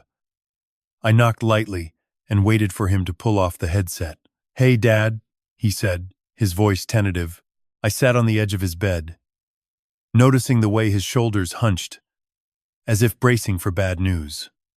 "I need to talk to you about something important." He looked up, eyes wide, and I could see the conflict playing behind them. "Mom's been acting strange lately," I began, choosing my words to avoid accusation. "She's been making purchases I don't recognize, and there's money missing from our account." He swallowed, his fingers twisting the edge of his blanket.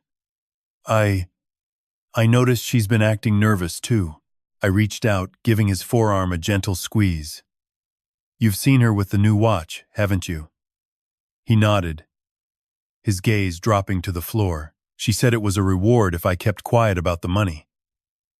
My chest tightened, and I felt a surge of anger mixed with sorrow. "Nathan, you don't have to keep quiet. The truth will protect us both." He looked at me, tears glistening, and whispered, "I just didn't want to disappoint her." I pulled him into a brief hug, feeling his small frame tremble. "We'll get through this together, okay? You're not alone." He nodded, and I left his room with a renewed sense of purpose. That evening I found Lisa in the living room, scrolling on her tablet while a soft jazz record played in the background. The room smelled of lavender candles, and the light from the lamp cast a warm glow over the sofa. I approached slowly, not wanting to startle her. "Lisa, can we talk for a moment?" She looked up, her expression guarded, and set the tablet aside.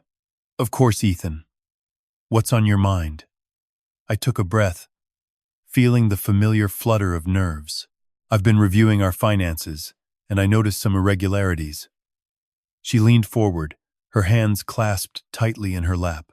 "Irregularities like what?"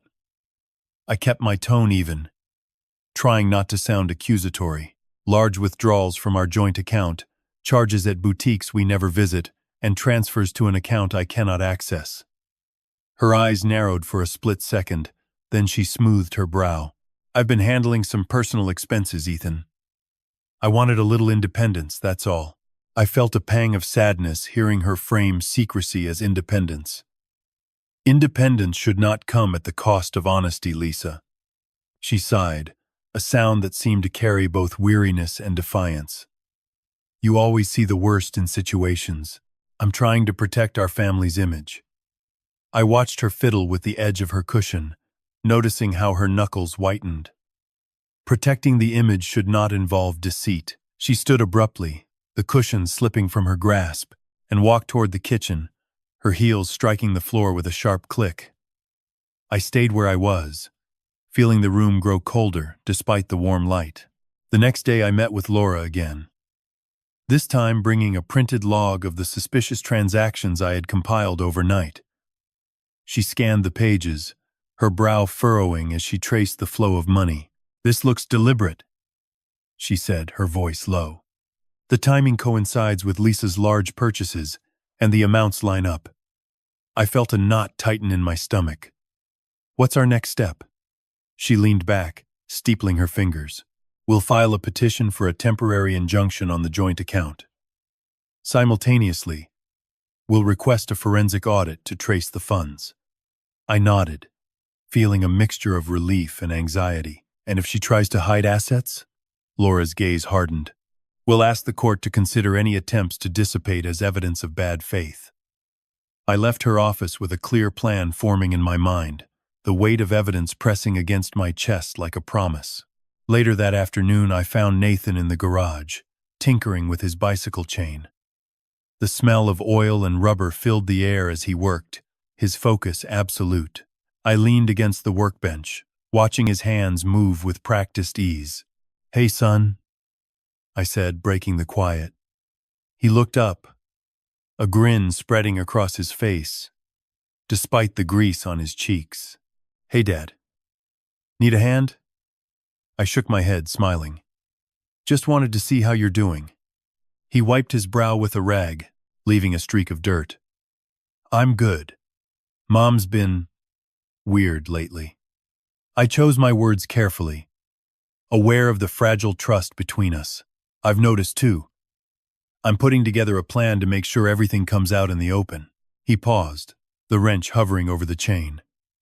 "Does that mean we'll have to go to court?" I felt a pang of guilt for involving him, but honesty felt necessary. "It might. Whatever happens, we'll face it together." He nodded, his eyes meeting mine with a steadiness that surprised me. "I'll tell the truth if they ask." I felt a surge of pride and relief. "Thank you, Nathan. That means more than you know." He gave a thumbs off, returning to his bike, and I walked back toward the house with a lighter step. That evening I returned to the kitchen to find Lisa standing at the sink, rinsing a glass with deliberate slowness. The water ran clear, catching the light in tiny sparkles. I leaned against the doorway, arms crossed, observing her movements. She seemed to be washing the same glass over and over, as if trying to erase something invisible. "Lisa?" I called softly. She turned, her eyes red-rimmed, and forced a smile that did not reach her eyes. Yes, Ethan. I stepped closer, keeping my voice calm. I've spoken to Laura. We're going to protect what's ours. Her expression flickered, a mixture of fear and something like resignation. You're going to take everything from me? I shook my head, feeling a pang of sorrow for the woman I once knew. I want fairness, not vengeance. I want Nathan to know the truth about where his future really stands. She looked down at the glass in her hands, water dripping from the rim onto the stainless steel. If you do this, you'll ruin us. I felt a tightening in my throat, but I held my ground. Ruining us would be letting the deceit continue. She let out a humorless chuckle, the sound hollow. You always think you're the hero in your own story. I did not rise to the bait. Instead, I placed a hand on her shoulder, feeling the tension beneath her shirt. Let's find a way forward that doesn't hurt anyone more than necessary. She pulled away, her gaze hardening, and walked toward the stairs without another word. I listened to her footsteps fade upstairs, the house settling into an uneasy quiet. The following morning I met with Laura and Daniel Pryor, the family law attorney we had consulted earlier. We sat in a small conference room, the city's hum muffled by thick glass walls. Daniel reviewed the evidence I had brought, his fingers tapping lightly on the table. These records are strong enough to support a claim of financial misconduct, he said, his voice measured. If we can show that Lisa concealed assets and used joint funds for personal gain, the court will likely side with you, Laura added. We'll also request a temporary freeze on the joint account to prevent further dissipation while we gather more proof. I felt a cautious optimism rise within me. What about Lisa's possible reaction? Daniel leaned forward, his expression earnest. She may try to hide assets, or even seek legal counsel to fight back. We need to stay one step ahead. I nodded, feeling the weight of responsibility settle on my shoulders. Then we'll prepare for that. Laura smiled faintly, a gesture of encouragement. We'll be ready. After the meeting I drove home, the streets slick with a light rain that had begun earlier. The wipers swished rhythmically, clearing the glass as I thought about the upcoming steps. When I pulled into the driveway, I noticed Lisa's car gone from its usual spot. A sense of unease crept up my spine as I walked to the front door and found it locked. I fumbled with my keys, the metal cold against my fingertips, and entered the house. The foyer was empty, the usual scent of lavender missing. I called out, "Lisa? Nathan?" My voice echoed off the walls, met only by silence. I checked the living room, the kitchen, even the upstairs hallway, but found no trace of them. My heart pounded as I rushed to Nathan's room, his bed made, his backpack gone. A folded note lay on his pillow, the paper crisp and neat. I opened it, my hands shaking, and read the few lines written in a hurried hand. Dad, Mom said we need to go away for a while. She said it's for our safety. I don't know where we are going. I'm sorry. I felt the world tilt, the note crumbling in my grip as tears blurred my vision. I clenched my fists, feeling a surge of anger and fear, and whispered, "You won't take him from me." I rushed back downstairs, my mind racing, and pulled out my phone. I typed a message to Laura, my thumbs flying over the screen. Lisa has taken Nathan. I think she's fleeing. We need to act now. I hit send, then dialed Daniel's number, my pulse pounding in my ears. After a brief ring, his voice came through, steady despite the urgency. "Ethan, stay calm. I'm on my way. We'll get an emergency order to locate them and prevent any further movement of assets." I clung to his words, feeling a sliver of hope amid the chaos. As I waited, I glanced at the anonymous text that had just arrived on my screen, the number hidden, the words stark. "Lisa is hiring a criminal defense lawyer." I stared at the message, the implication clear, and felt the cold certainty that the battle had only just begun. I slipped the phone into my pocket, stepped outside into the rain, and began to run toward the courthouse, each step a promise to protect my son and reclaim the truth that had been hidden for far too long. 2 days after the anonymous text warning me about Lisa's criminal defense lawyer, I sat in Laura's office reviewing the latest bank prints. The city's hum filtered through the thick glass, a steady backdrop to the rustle of paper. Laura tapped a pen against her pad, her eyes sharp behind the lenses. "You've got a solid trail," she said. "But Lisa's moving fast. She's hired a firm that specializes in offshore shields." I felt a knot tighten in my stomach, the kind that only appears when the ground shifts under your feet. "She's trying to make the money disappear before we can freeze anything," I replied, voice low. Laura nodded, her expression earnest.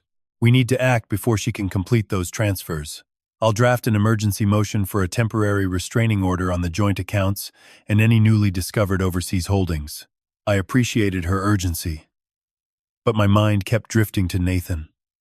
I imagined his face, the way he had looked at me when I asked about the watch promise, his voice hesitant, eyes darting to the floor.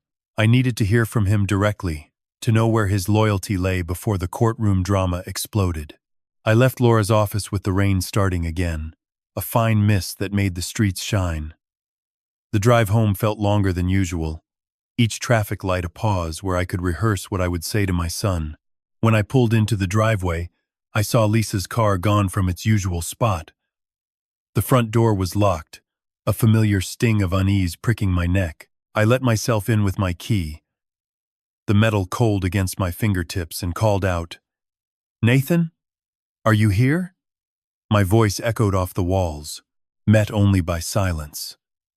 I checked the living room, the kitchen, even the upstairs hallway, but found no trace of him.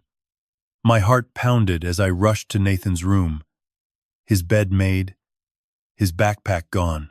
A folded note lay on his pillow, the paper crisp and neat.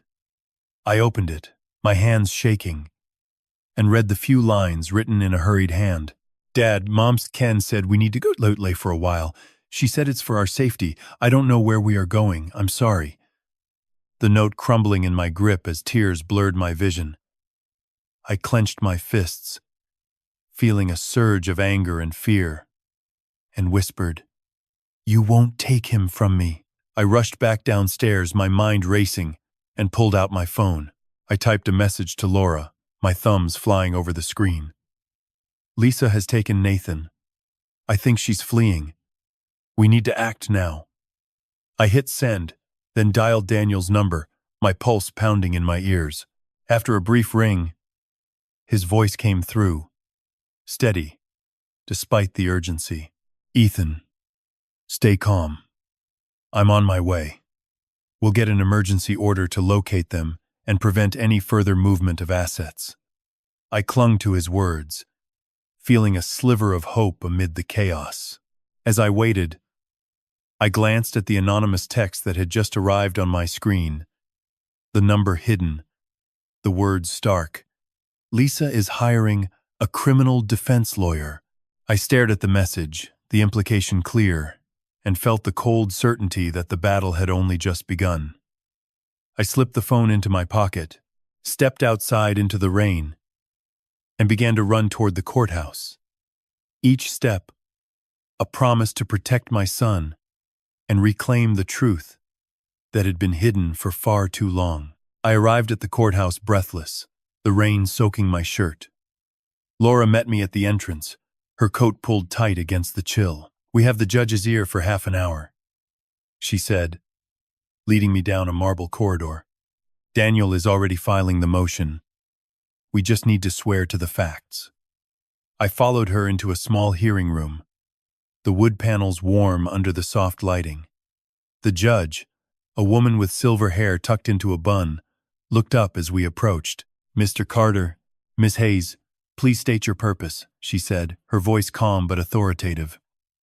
Laura stepped forward, her tone formal yet empathetic.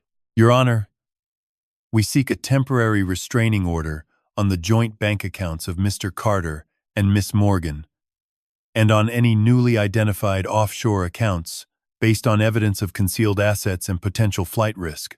I felt my palms slick as I swallowed, then spoke in my measured cadence. The joint account shows repeated large withdrawals to a secret account under Lisa's name. Those funds have been used for luxury purchases, luxury travel, and a large life insurance policy, naming a charity as beneficiary.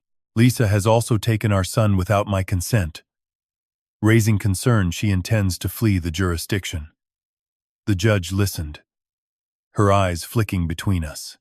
Laura added, "We have affidavits from a forensic accountant, transaction records, and a recorded admission from the child about being told to keep quiet." The judge nodded slowly. "I will review the submitted materials. For now, I grant a temporary stay on any transfers exceeding $5,000 from the joint accounts, pending a full hearing in 10 days. Relief washed over me, fragile but real. "Thank you, Your Honor," I said, my voice steadier than I felt. Laura smiled faintly. "We'll serve the papers immediately." As we exited, Daniel fell into step beside me, his briefcase swinging. "Good work," he remarked. "Lisa's lawyer will try to argue this is overreach, but the paper trail is hard to ignore." I glanced at my phone, another notification blinking, a missed call from an unknown number. I hesitated, then tapped to listen to the voicemail. A distorted voice whispered, "You think a piece of paper stops her? She has friends in high places." The hairs on my arms rose. I slipped the phone back into my pocket, my jaw tightening. The pressure was mounting, not just from Lisa's legal maneuvers, but from the whisper campaign I could feel beginning. That evening, after dropping Nathan off at a friend's house under the pretense of a study session, I drove to Lisa's favorite coffee shop, hoping to catch a glimpse of her movements. The shop smelled of roasted beans and cinnamon, the low murmur of conversation a comforting hum. I chose a corner table, ordered a black coffee, and watched the door. After 20 minutes, Lisa entered, her posture flawless, a silk scarf draped around her neck. She spotted me, her smile tightening just enough to be noticeable. She approached, her heels clicking on the tile. "Ethan, darling, what a surprise," she said, her voice sweet or soft, the upward inflection practiced. "I was just grabbing a latte before yoga." I kept my tone calm, my words precise. "Lisa, I need to know why you took Nathan without telling me." She tilted her head, feigning innocence. "I thought a change of scenery would be good for us all. You've been so stressed lately, love." I could see the way her eyes darted to the window, checking for observers. "He's 16, Lisa. He deserves to know where he's going." She laughed lightly, a sound that felt rehearsed. "You worry too much. I'll bring him back tomorrow, promise." I sensed the deflection, the way she steered the conversation away from the money. "And the joint account? The lawyer says you've moved large sums." Her smile didn't waver. "I've been paying some old debts, Ethan. Nothing shady. You're imagining things." I felt the familiar frustration rise, but I forced myself to stay measured. "I'll see you at home then." She brushed a stray lock behind her ear, gave me a quick hug that lingered a fraction too long, and slipped back into the crowd. As I watched her go, a thought struck me like a cold blade. She was already preparing the next move, and I needed to be one step ahead. Back at my apartment, I called Nathan's friend's parent to confirm he was safe, then sat down with a notebook.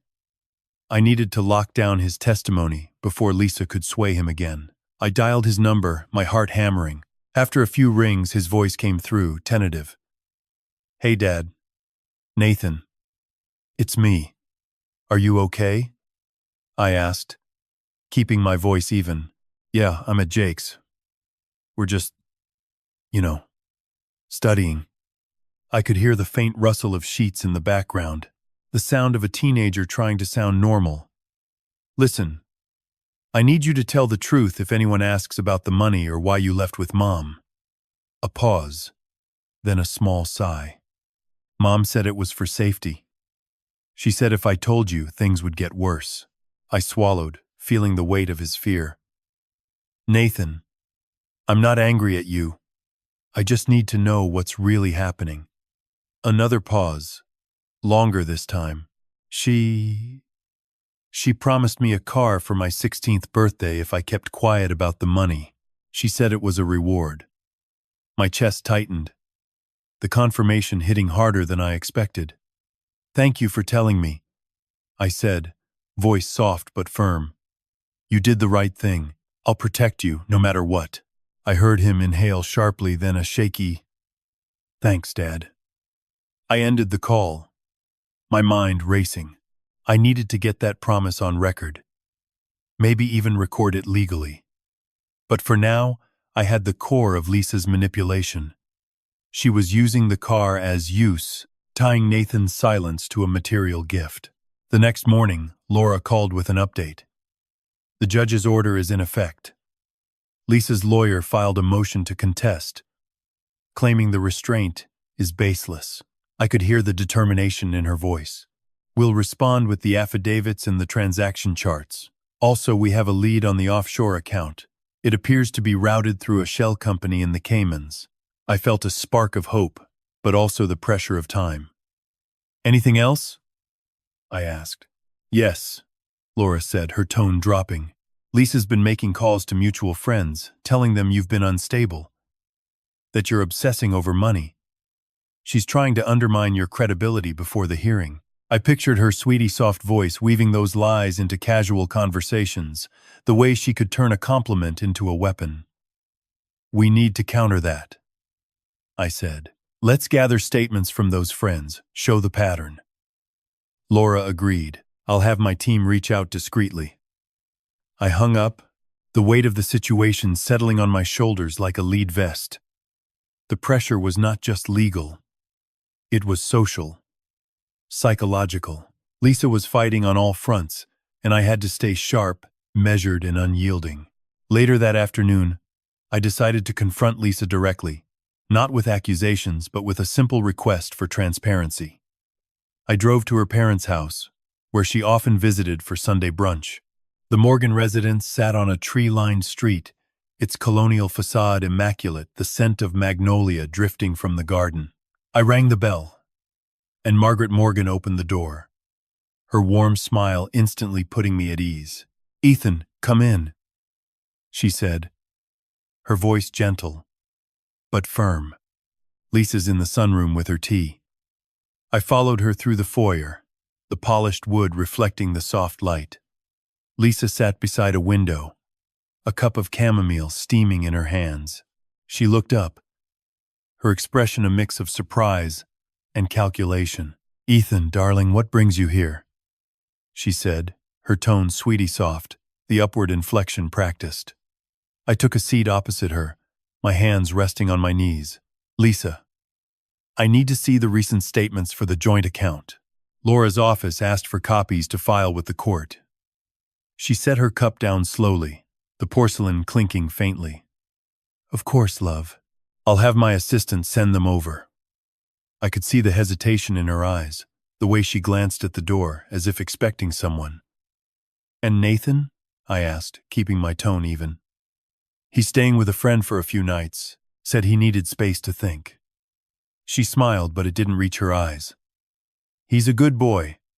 He'll understand." I sensed the evasion, the way she deflected with charm while guarding her secrets. "I'll wait for the documents then," I replied, standing. She rose as well, giving me a brief hug that lingered just a heartbeat too long. As I stepped onto the porch, I felt the sun warm my face, a small comfort amid the gathering storm.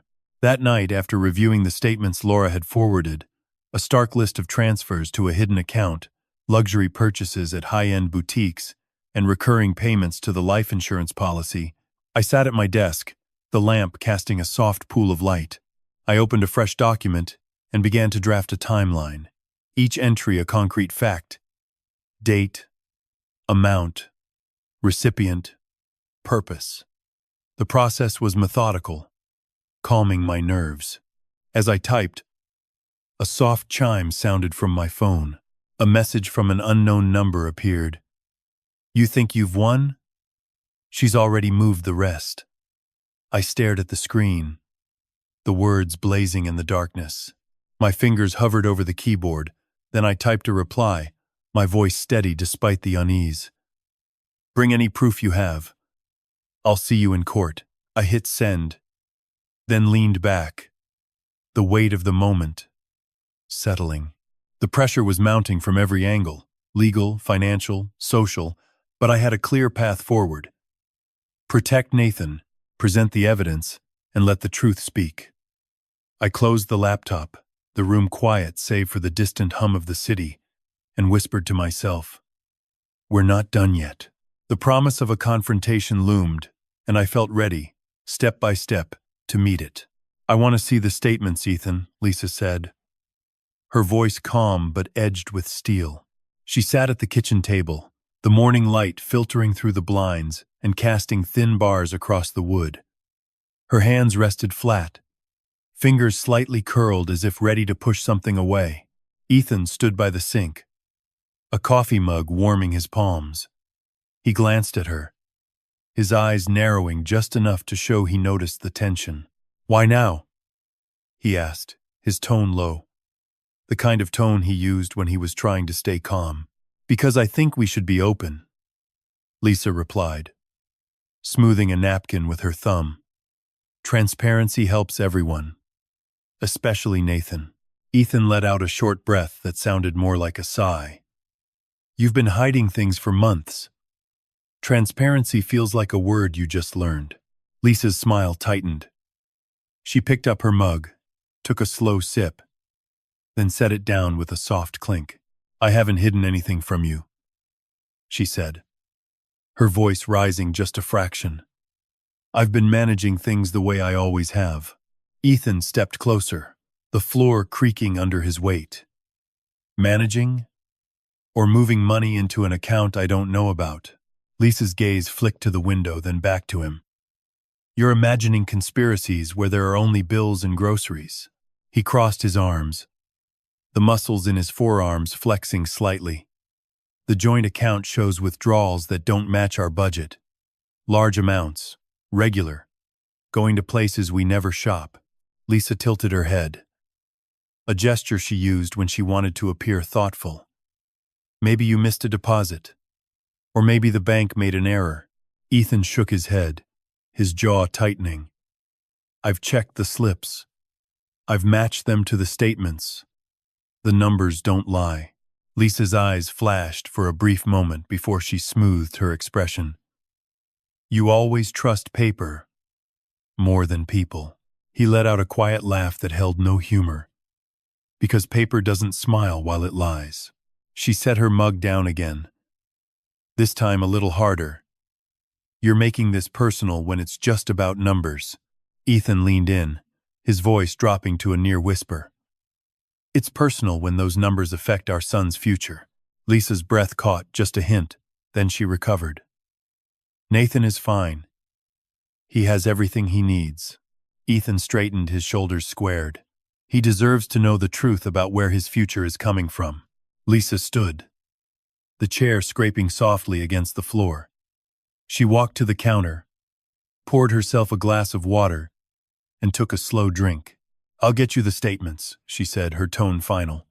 "But you'll see there's nothing to fear."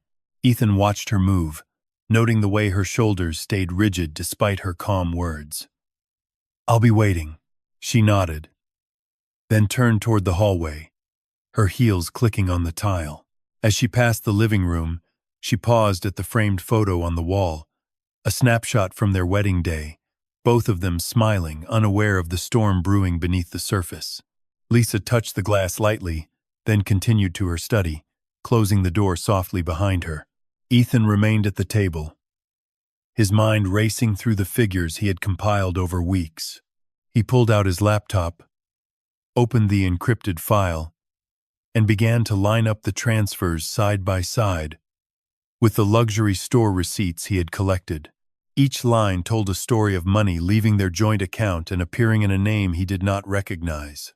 A soft chime from his phone broke his focus. He glanced at the screen, seeing an unknown number flash across the display. He hesitated, then swiped to read the message. The words were blunt and cold. "You think you've won? She's already moved the rest."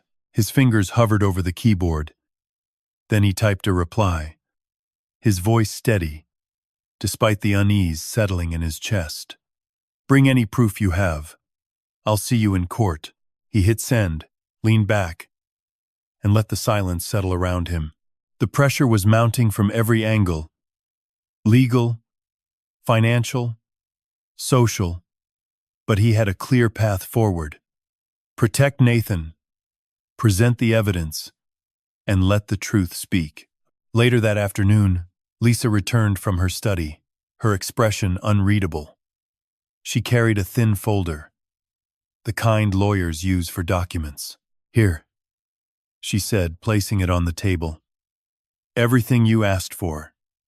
Ethan opened it, scanning the pages. The statements showed a series of transfers to an offshore entity, each labeled as a consulting fee. The amounts matched the unexplained withdrawals he had tracked. Lisa stood beside him, watching his face. "You'll find nothing illegal there," she said, her voice soft. "Just a misunderstanding." Ethan looked up, his eyes meeting hers. "A misunderstanding that could cost us everything."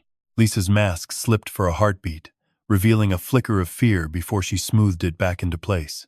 She turned away, walking to the window, and stared out at the quiet street. The afternoon light cast long shadows, making the ordinary scene feel strangely heavy.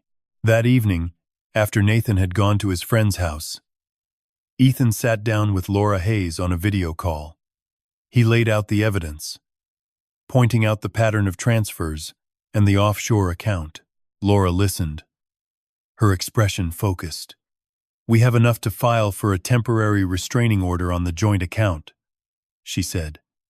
"And we can request a forensic audit." Ethan nodded, feeling a sliver of relief. "Good. Let's move fast." Laura smiled faintly. "I'll start the paperwork tonight." When the call ended, Ethan leaned back in his chair, the weight of the situation settling on his shoulders like a lead vest. He thought about Lisa's calm demeanor, the way she could turn a compliment into a weapon. "We need to counter that," he said. "Let's gather statements from those friends. Show the pattern." Laura agreed. "I'll have my team reach out discreetly." He hung up, the room quiet save for the distant hum of the city. The pressure was not just legal. It was social, psychological. Lisa was fighting on all fronts, and he had to stay sharp, measured, and unyielding. Later that night, he decided to confront Lisa directly, not with accusations, but with a simple request for transparency. He drove to her parents' house, where she often visited for Sunday brunch. The Morgan residence sat on a tree-lined street, its colonial facade immaculate, the scent of magnolia drifting from the garden. He rang the bell, and Margaret Morgan opened the door, her warm smile instantly putting him at ease. "Ethan, come in," she said, her voice gentle but firm. "Lisa's in the sunroom with her tea." He followed her through the foyer, the polished wood reflecting the soft light. Lisa sat beside a window, a cup of chamomile steaming in her hands. She looked up, her expression a mix of surprise and calculation. "Ethan, darling, what brings you here?" she said, her tone sweetie soft, the upward inflection practiced. He took a seat opposite her, his hands resting on his knees. "Lisa, I need to see the recent statements for the joint account." Laura's office asked for copies to file with the court. She set her cup down slowly, the porcelain clinking faintly. "Of course, love. I'll have my assistant send them over." He could see the hesitation in her eyes, the way she glanced at the door as if expecting someone. "And Nathan?" he asked, keeping his tone even. "He's staying with a friend for a few nights. Said he needed space to think." She smiled, but it didn't reach her eyes. "He's a good boy. He'll understand." He sensed the evasion, the way she deflected with charm while guarding her secrets. "I'll wait for the documents then," he replied, standing. She rose as well, giving him a brief hug that lingered just a heartbeat too long. As he stepped onto the porch, he felt the sun warm his face, a small comfort amid the gathering storm. That night, after reviewing the statements Laura had forwarded, a stark list of transfers to a hidden account, luxury purchases at high-end boutiques, and recurring payments to the life insurance policy, he sat at his desk, the lamp casting a soft pool of light.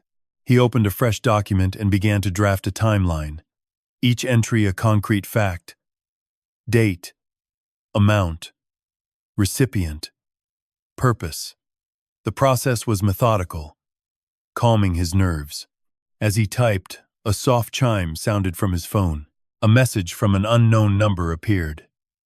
"You think you've won? She's already moved the rest." He stared at the screen, the words blazing in the darkness. His fingers hovered over the keyboard. Then he typed a reply, his voice steady despite the unease. "Bring any proof you have. I'll see you in court." He hit send, then leaned back, the weight of the moment settling. The pressure was mounting from every angle: legal, financial, social. But he had a clear path forward. Protect Nathan, present the evidence, and let the truth speak. He closed the laptop, the room quiet save for the distant hum of the city, and whispered to himself, "We're not done yet." The promise of a confrontation loomed, and he felt ready step by step to meet it. Walking down the hallway, I gripped my briefcase so hard my knuckles ached. The meeting with Laura Hayes had been brutal, leaving me with a mountain of documents that felt like lead weights in my hands. Every step toward the living room felt like walking into a trap, but I had no choice. I found Lisa standing by the floor-to-ceiling windows, looking out at the manicured lawn of the estate. She did not turn when I entered, her silhouette sharp against the fading afternoon light. "You are late," she said, her voice smooth and devoid of any warmth. She finally pivoted, clutching a designer clutch as if it were a shield. "I assume you have finished playing detective for the day?" I set the briefcase on the mahogany coffee table with a thud that echoed through the room. "The court orders were served an hour ago, Lisa. The accounts are frozen. There is nowhere left to move the money." She laughed, a short, jagged sound that did not reach her eyes. "You honestly believe a piece of paper will stop a plan months in the making? You have always been so narrow-minded, Ethan. You see lines and numbers, but you never see the picture they form." "I see the picture very clearly now," I replied, crossing the room to stand only a few feet from her. "I know about the offshore entities. I know about the international counsel you hired to move the funds to the Caribbean. Did you think I would not trace the wire transfers back to your secret accounts?" Her expression tightened, the practiced sweetness vanishing for a split second before she regained her composure. "You are guessing. You have nothing but theories, and no judge will entertain a wild fantasy based on your paranoia." "I have the recordings," I said, my voice steady. "I have the communications between you and the investment firm in Zurich. I have everything, Lisa. The game is over."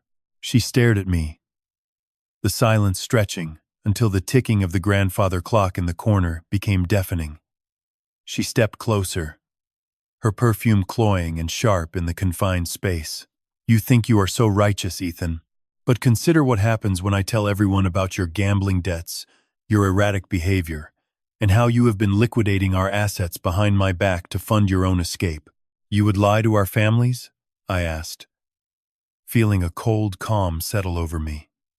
"You would try to burn my life to the ground to save your own skin." "I will do whatever is necessary," she whispered, leaning in so close that I could see the tiny lines of fatigue around her eyes.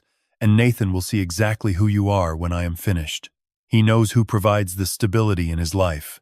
He knows who buys the life he enjoys." "Nathan knows the truth," I retorted. "He told me about the promises, about the car, about the bribes you used to buy his silence. He is not the boy he was 2 weeks ago." Her face flushed, a mottled red that stood out against her pale skin. She swung her arm back and threw the designer clutch at my chest, hitting me squarely before it fell to the floor, spilling its contents: a passport, a thick envelope of cash, and a small, encrypted key fob. "You pathetic little man!" she shrieked, no longer caring about appearances. "You had to go and ruin everything. We could have lived like kings. And you chose to be a martyr for what? A hollow morality?" I did not move to pick up the items. I watched her scramble to gather the passport and the cash, her fingers trembling as she stuffed them back into the bag. "The police have been notified about the intent to flee, Lisa. You are not leaving this house." "Watch me," she hissed, sprinting toward the patio door. She threw it open, the autumn wind rushing into the room and scattering the financial statements I had laid out on the table. I ran after her, catching her arm just as she reached the stone steps of the terrace. She struggled, her nails digging into my forearm, but I held firm. "Let me go, Ethan. You do not know who you are dealing with." "I know exactly who you are," I said, pulling her back toward the house as the distant sound of a siren began to rise above the wind. "And tonight, everyone else is going to know as well." The sirens grew louder, their blue and red lights cutting through the dusk as they turned into the driveway. Lisa stopped fighting, her shoulders slumping, and she stared at the flashing lights with a hollow, defeated expression. I took a deep breath, the cold air filling my lungs as I watched the cruiser pull up to the front entrance. I knew this was the start of the final act, and for the first time in years, the crushing weight in my chest began to lift. I looked toward the front door just as Nathan appeared on the porch, his face pale as he watched the officers step out of the vehicle. The night air pressed against the window as I sat at the kitchen table, the lamp casting a soft pool of light over the spread of papers. I had spent the afternoon tracing the name of the international law firm that Lisa had paid a sizable retainer to. The firm's website listed expertise in offshore structures and asset protection for high-net-worth individuals.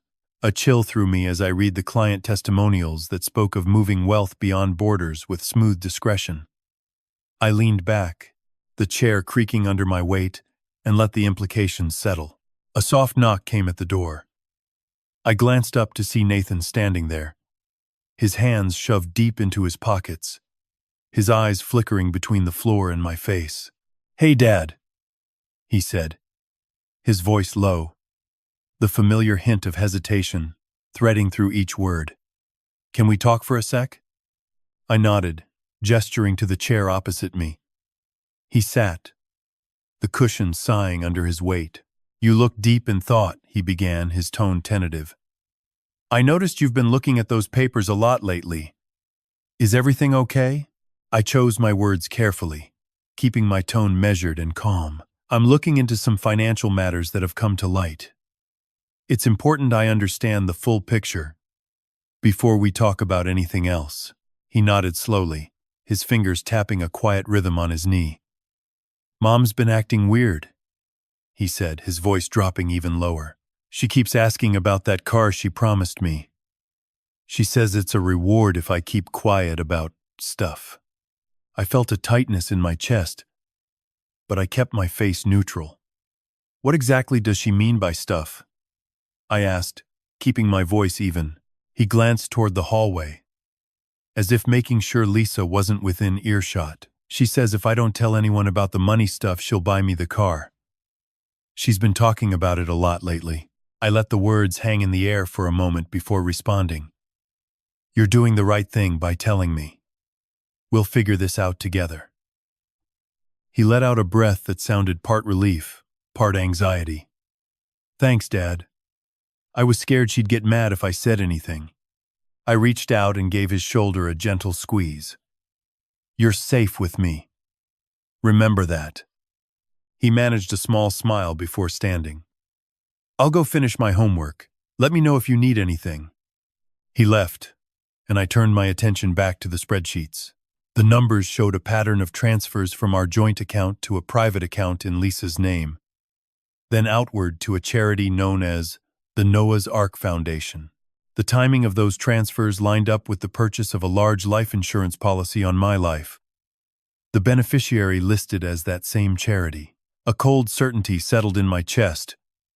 She was using charity, was being used as a conduit. I pulled out my phone and dialed Laura's number. After a few rings, her calm voice came through. "Laura Hayes," she said. "Laura, it's Ethan. I need to talk about the next steps. I found a connection between Lisa's payments to an overseas law firm and the charity donations." There was a brief pause before she replied. "Send me what you have. I'll start drafting a motion to freeze those international accounts. We'll need to show the court the flow of funds is illicit." I felt a surge of relief mixed with determination. "I'll email you the files tonight." "Thank you." "Talk soon," she said, and the line went dead. I leaned back, the chair squeaking softly. The house was quiet except for the distant hum of the refrigerator. I glanced at the clock on the wall. The hands showed 10:45. I needed to move quickly before Lisa could cover her tracks any further. A thought struck me like a sudden gust. If Lisa was preparing to move assets abroad, she might also be preparing to leave the country herself. I needed to secure a family gathering where I could present the evidence in front of witnesses who could not be easily dismissed. I picked up the phone and called my sister-in-law, Margaret Morgan, to see if she could host a weekend dinner at her parents' house. "Margaret, it's Ethan. I'd like to arrange a family dinner next Saturday at your parents' place. I have some important financial matters to discuss that affect us all." Her voice warmed instantly. "Of course, Ethan. I'll talk to Mom and Dad. We'll make sure everyone can come." I thanked her and hung up, feeling a knot of tension loosen slightly in my shoulders. The plan was forming.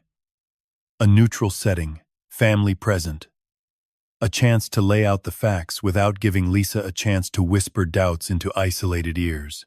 Later that evening, I found Nathan in the living room, sprawled on the couch with a gaming controller in his hand. The screen flashed with bright colors as he navigated a virtual world. "Hey, buddy," I said, sitting on the edge of the coffee table. "Can we talk about what's coming up this weekend?" He paused the game, the room filling with the soft hum of the console. He turned to me, his eyes wide and earnest. "You mean the dinner at Aunt Margaret's?" he asked, his voice tinged with curiosity. I nodded. "Yeah. I want to make sure you know what to expect. There might be some tough questions about money.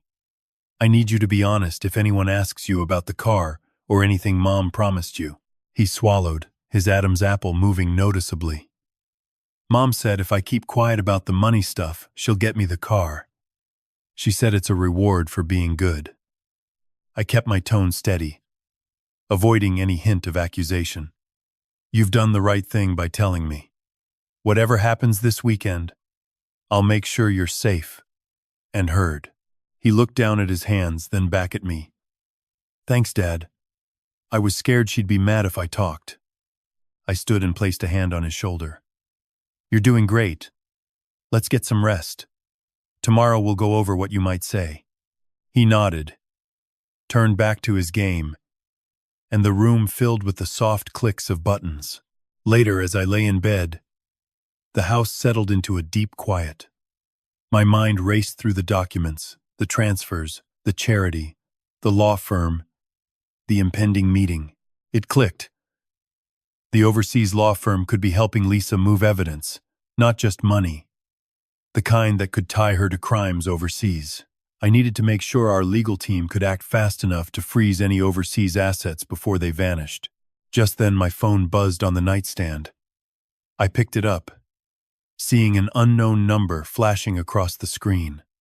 I hesitated, then answered. A voice, low and distorted, spoke through the speaker. "You're digging where you shouldn't, Ethan. Stop now, or things will get messy." My heart hammered against my ribs, but I kept my voice even. "Who is this?" The line went dead before I could hear a reply. I stared at the dark screen, the silence of the room pressing in. The caller had given me a clear warning, and the clock was ticking toward the family gathering where everything would come to light. I slipped out of bed, walked to the window, and pulled back the curtain. The street below was empty, the houses dark under a sky thick with stars. I took a deep breath, feeling the cool night air fill my lungs, and turned back toward the bed, my mind set on the steps I needed to take before Saturday arrived. The night was still, but the sense of impending confrontation hummed loudly in my ears. A soft click echoed from the hallway as the front door opened and closed, a sign that someone had just left the house without a word. 3 days after the threatening call, I woke with a dull ache behind my eyes and the kitchen already filled with the smell of burnt toast. I shuffled to the counter, snatched the blackened slice, and tossed it into the trash before pouring a fresh cup of coffee. The steam curled upward as I leaned against the counter, staring at the stack of papers spread across the table. Lisa had not returned home since the anonymous warning, and the house felt unusually quiet. I heard the faint hum of the refrigerator and the occasional creak of the floorboards upstairs where Nathan slept. My thoughts drifted to the folder I had prepared, the one containing the printed statements, the receipts, and the printed email from the unknown source. A sudden knock at the front door made my heart skip a beat, though I tried to keep my expression neutral. I walked to the door, peered through the peephole, and saw Lisa standing there, her coat pulled tight against the morning chill. She looked tense, her eyes darting left and right, as if expecting someone to be watching. I opened the door just enough to speak, keeping the chain locked for safety. "You shouldn't be here," I said, my voice low but steady. Lisa pressed her forehead against the door, her voice shaking. "I needed to talk, Ethan. Please, let me in." I hesitated, then unlatched the chain and opened the door fully, gesturing for her to step inside. She shuffled past me, leaving a faint scent of perfume that mingled with the coffee aroma. I closed the door behind her, locking it again before turning to face her. "You have some explaining to do," I said, gesturing toward the table where the documents lay. Lisa glanced at the papers, her face paling slightly as she recognized the printed bank statements. "I can explain everything," she whispered, her hands clasped tightly in front of her. I pulled out a chair and sat down, motioning for her to do the same. She sat cautiously, her fingers tapping a nervous rhythm on the wooden surface. "Where have you been?" I asked, trying to keep my tone calm. Lisa looked down at her lap before answering. "I stayed at a friend's house. I needed time to think." I leaned forward, resting my elbows on my knees. "A friend who would lend you a passport and a stack of cash?" Her eyes flicked up, surprise flashing across her face. "How did you know about that?" I slid the printed email across the table toward her. "An anonymous sender sent me this. It mentions a passport and cash hidden in your desk drawer." Lisa stopped breathing for a second, and she stared at the paper like she was afraid to touch it. I was planning to leave," she admitted, her voice quiet. "I thought if I left, I could protect Nathan from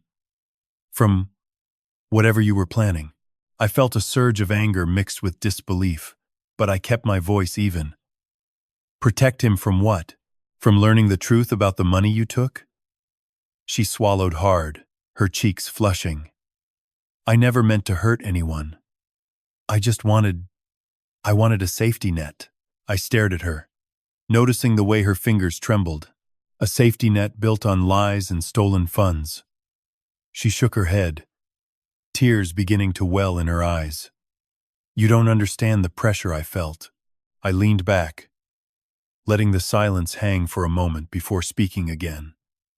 "Tell me everything, Lisa. From the beginning." She took a shaky breath and began to speak, her voice gaining a little strength as she went. I listened, noting the way her eyes flicked to the door every few seconds, as if expecting an interruption. When she finished, I stood up and walked to the window, pulling the curtain aside to look at the empty street. The morning light painted the pavement in soft gold, a stark contrast to the turmoil inside the house. I turned back to face her, my expression firm. "You will stay here until we sort this out. Nathan deserves to know the truth, and I will not let you disappear again." Lisa nodded slowly, her shoulders slumping, as if a weight had been lifted from her chest. Just then, the floorboard above us creaked, and Nathan's voice floated down the stairs. "Dad? Mom? Is everything okay?" I called out, trying to sound reassuring. "Everything's fine, buddy. Come down when you're ready." I heard his footsteps pause, then continue down the stairs at a slower pace. He appeared in the doorway, his eyes shifting between Lisa and me, confusion evident on his young face. Lisa stood up, wiping her eyes with the back of her hand, and forced a small smile. "Hey, sweetheart," she said, her voice softer than before. "I'm sorry for worrying you." Nathan hesitated, then stepped into the kitchen, his gaze lingering on the papers spread across the table. "What's all this?" he asked, pointing at the stack of statements. I knelt to his level, keeping my tone gentle. "These are records that show where some of our money has gone." Lisa cut in, her voice shaking but honest. "I made a mistake, Nathan. I tried to fix it on my own, and I made things worse." Nathan looked from his mother to me, his brows furrowed in thought. "Did you take money from Dad's account?" Lisa glanced at me before answering. "I moved some funds without telling him." I was scared. I placed a hand on Nathan's shoulder, feeling the tension in his small frame. "We're going to fix this together. Okay?" He nodded slowly, his eyes darting to the doorway, as if expecting someone else to appear. I glanced at the clock on the wall. The hands showed it was just past 9 in the morning. A sudden thought struck me like a spark. What if Lisa had already sent more money overseas while we were talking? I turned to Lisa, my voice low but urgent. "Did you send any more transfers after you left the house?" She shook her head vigorously. "No, I swear. I haven't touched anything since I came back." I stared at her, searching for any sign of deceit, but her eyes seemed genuine, filled with regret. The moment stretched by a few seconds before Nathan broke the silence. "Can we go outside for a bit?" he asked, his voice hopeful. "I need to clear my head." I glanced at Lisa, who gave a barely perceptible nod. "Sure," I said, standing up. "Let's take a walk around the block." We slipped our shoes on and headed out the front door, the cool morning air greeting us as we stepped onto the porch. Lisa walked slightly behind us, her hands tucked into her coat pockets. As we walked down the quiet street, Nathan began to talk about his favorite video game, his voice gaining its usual enthusiasm. I listened, letting the mundane conversation ground me amidst the turmoil. After a few minutes, Lisa fell silent, her gaze fixed on the horizon where the sun rose higher in the sky. I felt a flicker of hope that perhaps we could start to mend what had been broken. When we returned to the house, I ushered everyone inside and closed the door firmly behind us. I led Lisa to the living room sofa and asked her to sit while I fetched a glass of water for each of us. When I returned, I placed the glasses on the coffee table and sat opposite her. Nathan settled onto the rug nearby, his eyes occasionally flicking to the papers still lying on the table. I took a deep breath and began to speak, choosing my words carefully. "Lisa, we need to address what happened with the offshore account." She swallowed, her hands clasped tightly in her lap. "I know. I was scared and thought I could fix it alone." I leaned forward, my voice steady. "You moved money from our joint account to a personal account, then used some of it to pay for luxury items and to fund a life insurance policy naming a charity as beneficiary." Lisa's eyes opened a little wider. "How did you find out about the policy?" "I found the paperwork in your desk," I replied, gesturing toward the drawer we had searched earlier. She let out an unsteady breath. "I thought it would keep us safe if something happened to me." I shook my head gently. "Safety built on deceit never lasts." Nathan looked up, his expression earnest. "Dad, does this mean Mom is going to jail?" I hesitated before answering, wanting to be honest but not frighten him unnecessarily. "The law will decide that," I said. Lace said, "What matters now is that we tell the truth and make things right." Lisa nodded, tears streaming down her cheeks now. I'm ready to face whatever comes. I felt a surge of relief mixed with lingering anger, but I pushed it aside for the sake of my son. Just then, the phone on the side table began to ring, its sharp tone cutting through the quiet. I glanced at the caller ID. The number was blocked. I hesitated, then answered, keeping my voice calm. Hello? A distorted voice spoke on the other end, low and hurried. You think you've won? Wait until the real players show up. I felt a chill run down my spine, but I kept my composure. Who is this? The line went dead before I could hear a reply.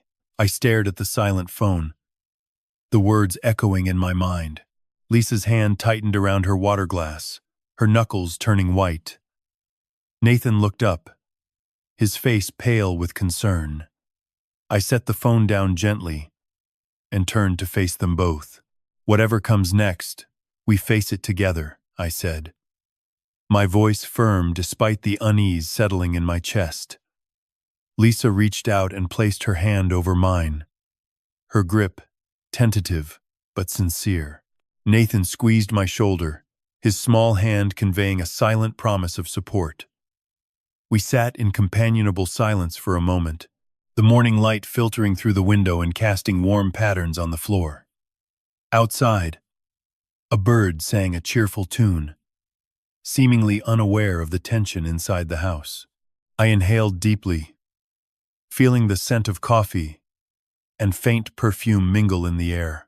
The road ahead was still unclear, but for the first time in days, I felt a small hope that we could put back together what had fallen apart.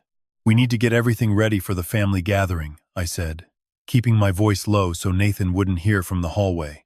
Lisa looked up from the coffee table where she had been folding a napkin, her eyes narrow but calm.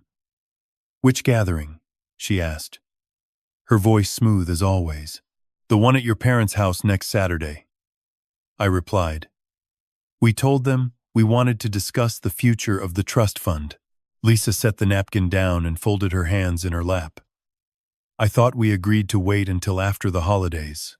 I changed my mind, I said. The truth cannot stay hidden any longer. Lisa's jaw tightened just a fraction, but she did not look away. You always decide what is best for us, she said. I stood and walked to the window, watching the bare branches sway in the cold wind. I need to talk to Laura Hayes today. She will help us organize the papers. Lisa did not answer. I turned and saw Nathan lingering in the doorway, his backpack slung over one shoulder, his expression caught between curiosity and worry. Nathan, could you come here for a minute? I said, softening my tone. He stepped inside, his shoes squeaking slightly on the hardwood. Yeah? Dad? I knelt to be at his level. I want you to know exactly what we are going to show everyone. No surprises, okay? He nodded, his eyes flicking to the stack of envelopes on the table. What are those? Bank statements, receipts, and a few notes I made, I said. They show where the money went. He swallowed. Does Mom know you have them? I told her this morning, I replied. She knows we are going to lay everything out. He looked at his mother, then back at me. I don't want to hurt her. I don't want to hurt anyone either, I said. But we cannot let lies keep hurting us. He took a deep breath. I will tell the truth if they ask me. I squeezed his shoulder. Thank you. That means more than you know. Lisa cleared her throat, her voice barely above a whisper. Perhaps we should wait until after Nathan's birthday. I shook my head. His birthday is in 2 months. By then, more damage could be done. She stood abruptly, the chair scraping against the floor. You are making this into a battle. I kept my tone even. I am making it into a reckoning, I said. Lisa walked to the sideboard and poured herself a glass of water, her fingers trembling slightly as she lifted the glass. You think I have not suffered enough? She said. I did not answer that question directly. Instead, I said, Laura will be here at 10. She wants to see the copies before we meet the family. Lisa set the glass down with a soft clink. I will be in the study if you need me. I watched her leave, the sway of her coat hinting at the urgency she tried to hide. When the door clicked shut, I turned to Nathan. "How are you feeling about all of this?" I asked. He shrugged, looking at his hands. Scared, but also relieved that it is finally out. I smiled faintly. "That is a good sign." We spent the next hour sorting the papers into piles. Joint account statements, Lisa's personal account records, receipts from the jeweler and the boutique, copies of the life insurance policy, and the printout showing the transfers to the charity. Each sheet felt heavier than the last. At 10 o'clock sharp, Laura Hayes arrived, her briefcase polished and her expression professional. She greeted us with a brief nod and took a seat opposite me at the dining table. "Thank you for coming on short notice," I said. She opened her briefcase and pulled out a folder. "I have reviewed what you sent me last night. The pattern is clear. Regular transfers from the joint account to a personal account, then luxury purchases, and finally large payments to a life insurance naming a charity as beneficiary." I slid the stack toward her. "These are the originals. I also have screenshots of the online transfers." Laura flipped through the pages, her finger pausing on a particular line. "This transfer on March 3rd, 2023, for $12,500, matches the purchase of the diamond necklace you found in her drawer." Nathan, who had been quietly observing from the couch, whispered, "That is the one Mom said was a gift from a friend." Laura looked up, her eyes sharp. "We will need to show that the friend story does not hold up under scrutiny." I leaned forward. "What about the offshore account rumors?" Laura shook her head. "There is no evidence of an offshore account in the documents you have. However, the frequent cash withdrawals and the purchase of high-level value items suggest she was liquidating assets to keep them untraceable." I felt a chill run down my spine. "What about the life insurance? Could it be used to hide money?" Laura tapped the policy page. "The charity named is a legitimate organization, but the timing of the purchase, just after the large transfers, raises questions. In many jurisdictions, a sudden change of beneficiary can be examined for fraudulent intent." Nathan spoke up, his voice steadier than before. "If we show the court that she moved money to avoid sharing it, will that help?" Laura nodded. "Exactly. Demonstrating intent to defraud the marital estate is key. We can also request a temporary freeze on her personal account while we gather more proof." I exhaled, feeling a knot loosen in my chest. "Then we should act quickly." Laura stood, gathering her papers. "I will draft the motion for the freeze and prepare the exhibits for the family meeting. You will need to present them clearly, Ethan. Remember, the goal is not to embarrass, but to protect Nathan's future." I thanked her and walked her to the door. As she stepped onto the porch, she paused and looked back. "One more thing. Be careful with what you say to Lisa. She may try to turn the conversation toward your parenting." I nodded, closing the door behind her. The house fell silent except for the ticking of the clock on the mantel. I returned to the living room where Nathan was still sitting, his eyes fixed on the blank television screen. "Do you think Mom will try to run?" I asked. He shrugged again. "She packed a suitcase last night. I saw it in the closet." My stomach clenched. "When did you see that?" "Last night after you fell asleep," he said. "I was getting a drink and noticed the zipper half open. I stood and walked toward the hallway, my heart pounding. The closet door was ajar, revealing a dark navy suitcase half filled with clothes and a leather toiletry bag. I pulled the suitcase out and set it on the floor. Inside, besides the clothes, I found a stack of cash bound with a rubber band, about $3,000, and a small notebook filled with names and numbers. My breath came short. "Nathan, did you know about this?" He shook his head, eyes wide. "I only saw the suitcase. I did not look inside." I closed the suitcase and placed it back in the closet, making sure to zip it fully. "We will need to show this to Laura as well." Just then, The phone on the side table rang, the sharp tone cutting through the quiet. I glanced at the caller ID. The number was blocked. I hesitated, then answered, keeping my voice calm. "Hello?" A distorted voice spoke on the other end, low and hurried. "You think you have won? Wait until the real players show up." I felt a chill run down my spine, but I kept my composure. "Who is this?" The line went dead before I could hear a reply. I stared at the silent phone, the words echoing in my mind. Lisa appeared in the doorway, her face pale, her hand pressed against her chest.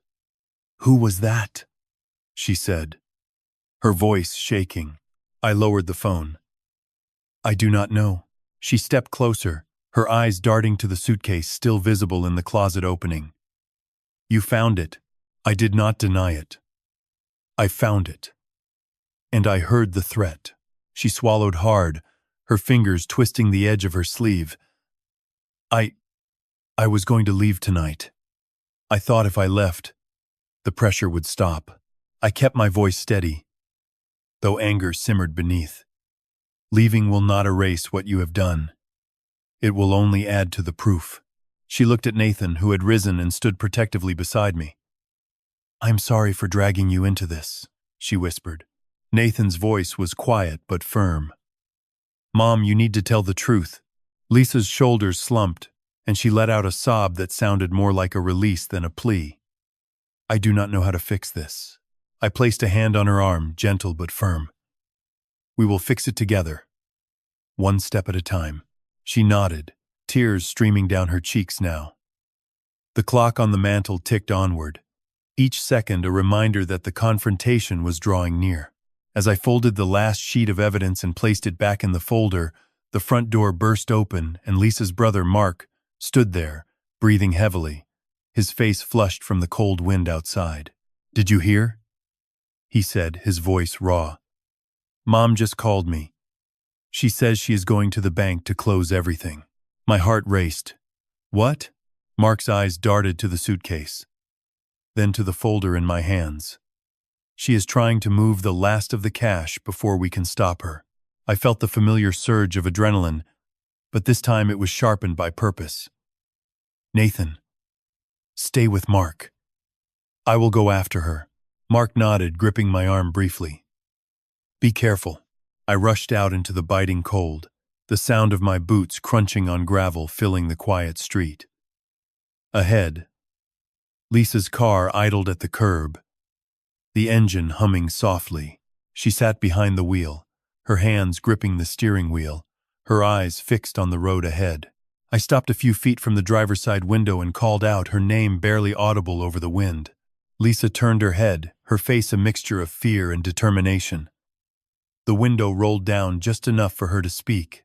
"I cannot let you ruin everything," she said, her voice low but steady. I took a deep breath, feeling the weight of the evidence in my pocket and the promise I had made to my son. "Then let us finish this here, before you make it worse." The engine revved slightly, and the car lurched forward, tires spitting up small stones as Lisa began to drive away. My fingers drummed a frantic rhythm against the steering wheel as the taillights of Lisa's sedan cut through the heavy, swirling snow. Each rotation of the tires sent icy slush spraying against my windshield, blurring the road ahead into a gray smear. I kept the distance steady, my heart slamming against my ribs like a trapped bird. She was drifting toward the highway, and I knew exactly what she was searching for. Not just running away, but the chance to disappear with everything she had taken. I gripped the leather of my steering wheel, my palms damp despite the freezing temperature inside the cab. "You are not going to make this easy, are you?" I muttered to the empty seat beside me. The sedan swerved suddenly, tires losing their grip on the black ice near the overpass. I stepped on my own brakes, feeling the anti-lock system kick in as my vehicle shuddered to a halt. Lisa corrected her course, fishtailing wildly before stabilizing. I stopped breathing for a second. If she lost control now, the money, the evidence, and the truth would be buried in a ditch. I accelerated again, pushing my car forward just enough to maintain sight of her license plate. She pulled into the shoulder of the road, the turn signal blinking a rhythmic, sickly amber in the darkness.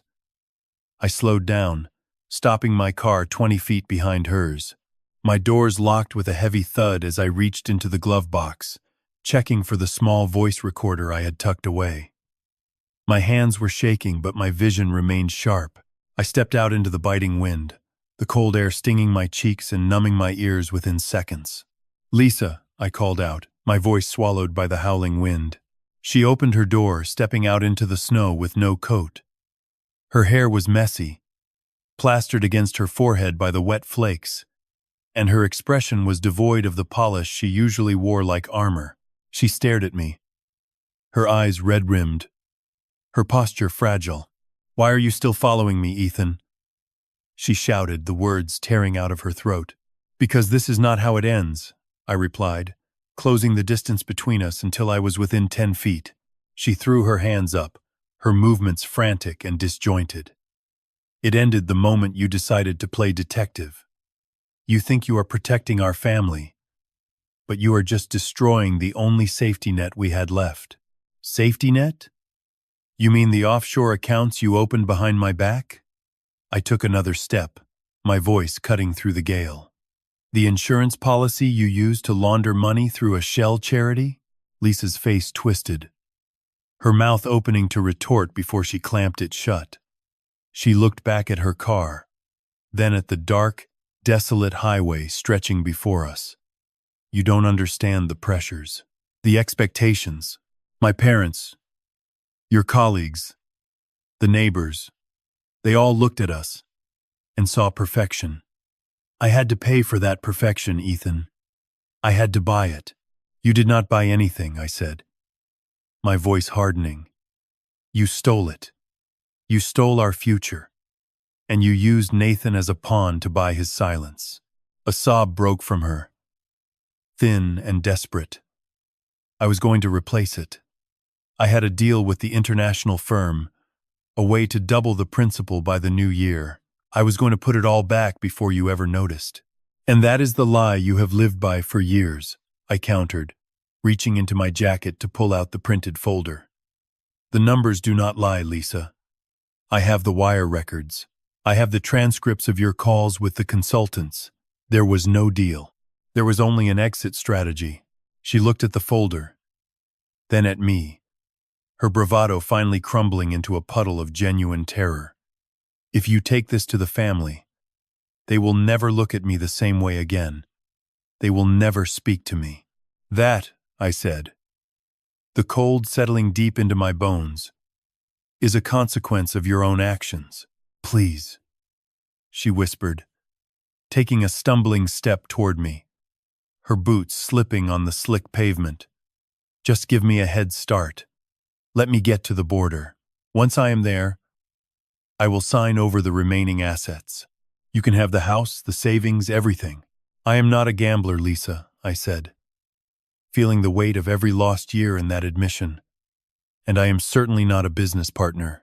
The police sirens began to wail in the distance, a low, rising moan that cut through the darkness. Lisa's head snapped toward the sound. The blood drained from her face, leaving her ghost pale. She looked at me, not with anger, but with a hollow recognition of the end. "You called them," she stated, the realization flat and dead. "I called them the moment you pulled away from the curb," I confirmed. As the lights crested the hill, reflecting off the falling snow in flashing bursts of blue and red, Lisa sank to her knees. The wind caught her hair, whipping it around her face. I stood over her, not with triumph, but with the heavy, leaden exhaustion of a man who had finally put down a burden he had been carrying for too long. The patrol car skidded to a stop, doors swinging open as officers stepped into the road, their voices barking out commands that were lost in the roar of the gale. I stepped back, holding my hands up, letting the folder slide from my grip. As the officers approached, Lisa reached out, grasping for my sleeve, her fingers clawing at the fabric, until a firm hand pulled her away. I watched as they placed her in cuffs, the metal glinting sharply in the strobe of the police cruisers. I took one last look at her, then turned toward the flashing lights, my chest finally rising and falling in a steady, rhythmic pattern. The metal of the handcuffs bit into Lisa's wrists as the officer pulled her toward the cruiser, the sound of the lock clicking sharp against the wail of the siren. My chest rose and fell in a steady rhythm, the exhaustion settling deep into my bones as the red and blue lights strobed across the snow. "You did this," Lisa spat, twisting her head toward me, her hair wild in the wind. "You set me up from the start, Ethan.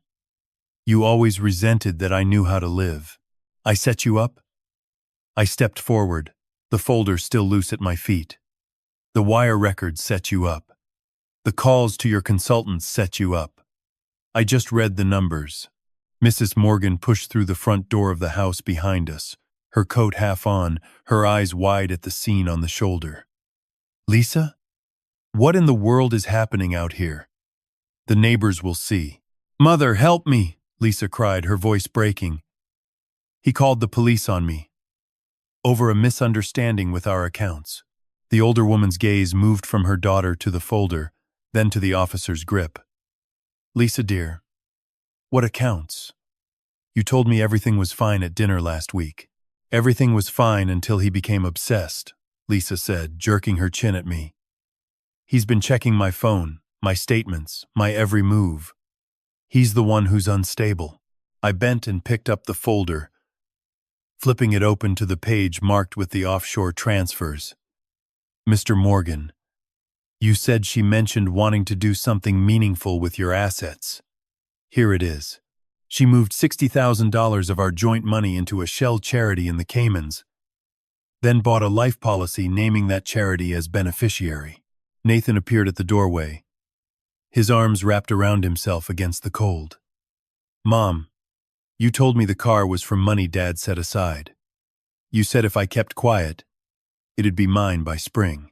"That was between us, sweetie," Lisa said, her voice softening toward him. "Your father is twisting it. He wants to turn you against me." "I'm not twisted," Nathan said, his voice steadier than I'd heard it in months. "I heard you on the phone. You said once Dad was dealt with, the policy would pay out and we'd start over without him." Mrs. Morgan's hand flew to her mouth. "A life policy? Lisa, you said it was for the church bazaar fund." "I never said that," Lisa snapped. "He's filling your head with his lies, Mother. All of you. I was going to put it back. I had a deal to double the principal." Laura Hayes pulled up behind the cruiser, her door opening with a crisp snap. She walked toward us, her breath visible in the cold. "Ethan, I filed the freeze order an hour ago. The court granted it. Every account in both names is locked, and the offshore transfer is flagged for review." The officer at Lisa's side cleared his throat. "Ma'am, we need you to come with us. You have the right to remain silent. You see?" Lisa laughed, a thin, cracked sound. "Even his lawyer is here. He planned the whole night. My own husband, my own son." Nathan walked down the steps, stopping beside me. "I'm with Dad. I saw the suitcase, Mom. The cash. You were leaving." Lisa's face crumpled, the mask sliding off at last. "I was protecting you. From him. From his control." "No," I said, the word flat and final. "You were protecting a lie you built with our money." The officer guided Lisa into the back seat, the door closing with a heavy thud. Mrs. Morgan stood frozen on the porch, one hand still at her lips. I turned to Laura. "The family gathering is still on for Saturday. We present the full record then." She nodded. "Bring Nathan's statement. We'll let the facts speak." The cruiser pulled away, tires crunching on the snow, its lights fading into the dark. Nathan looked up at me, his breath white in the air. "Dad, what happens to her now?" "She faces the court," I said.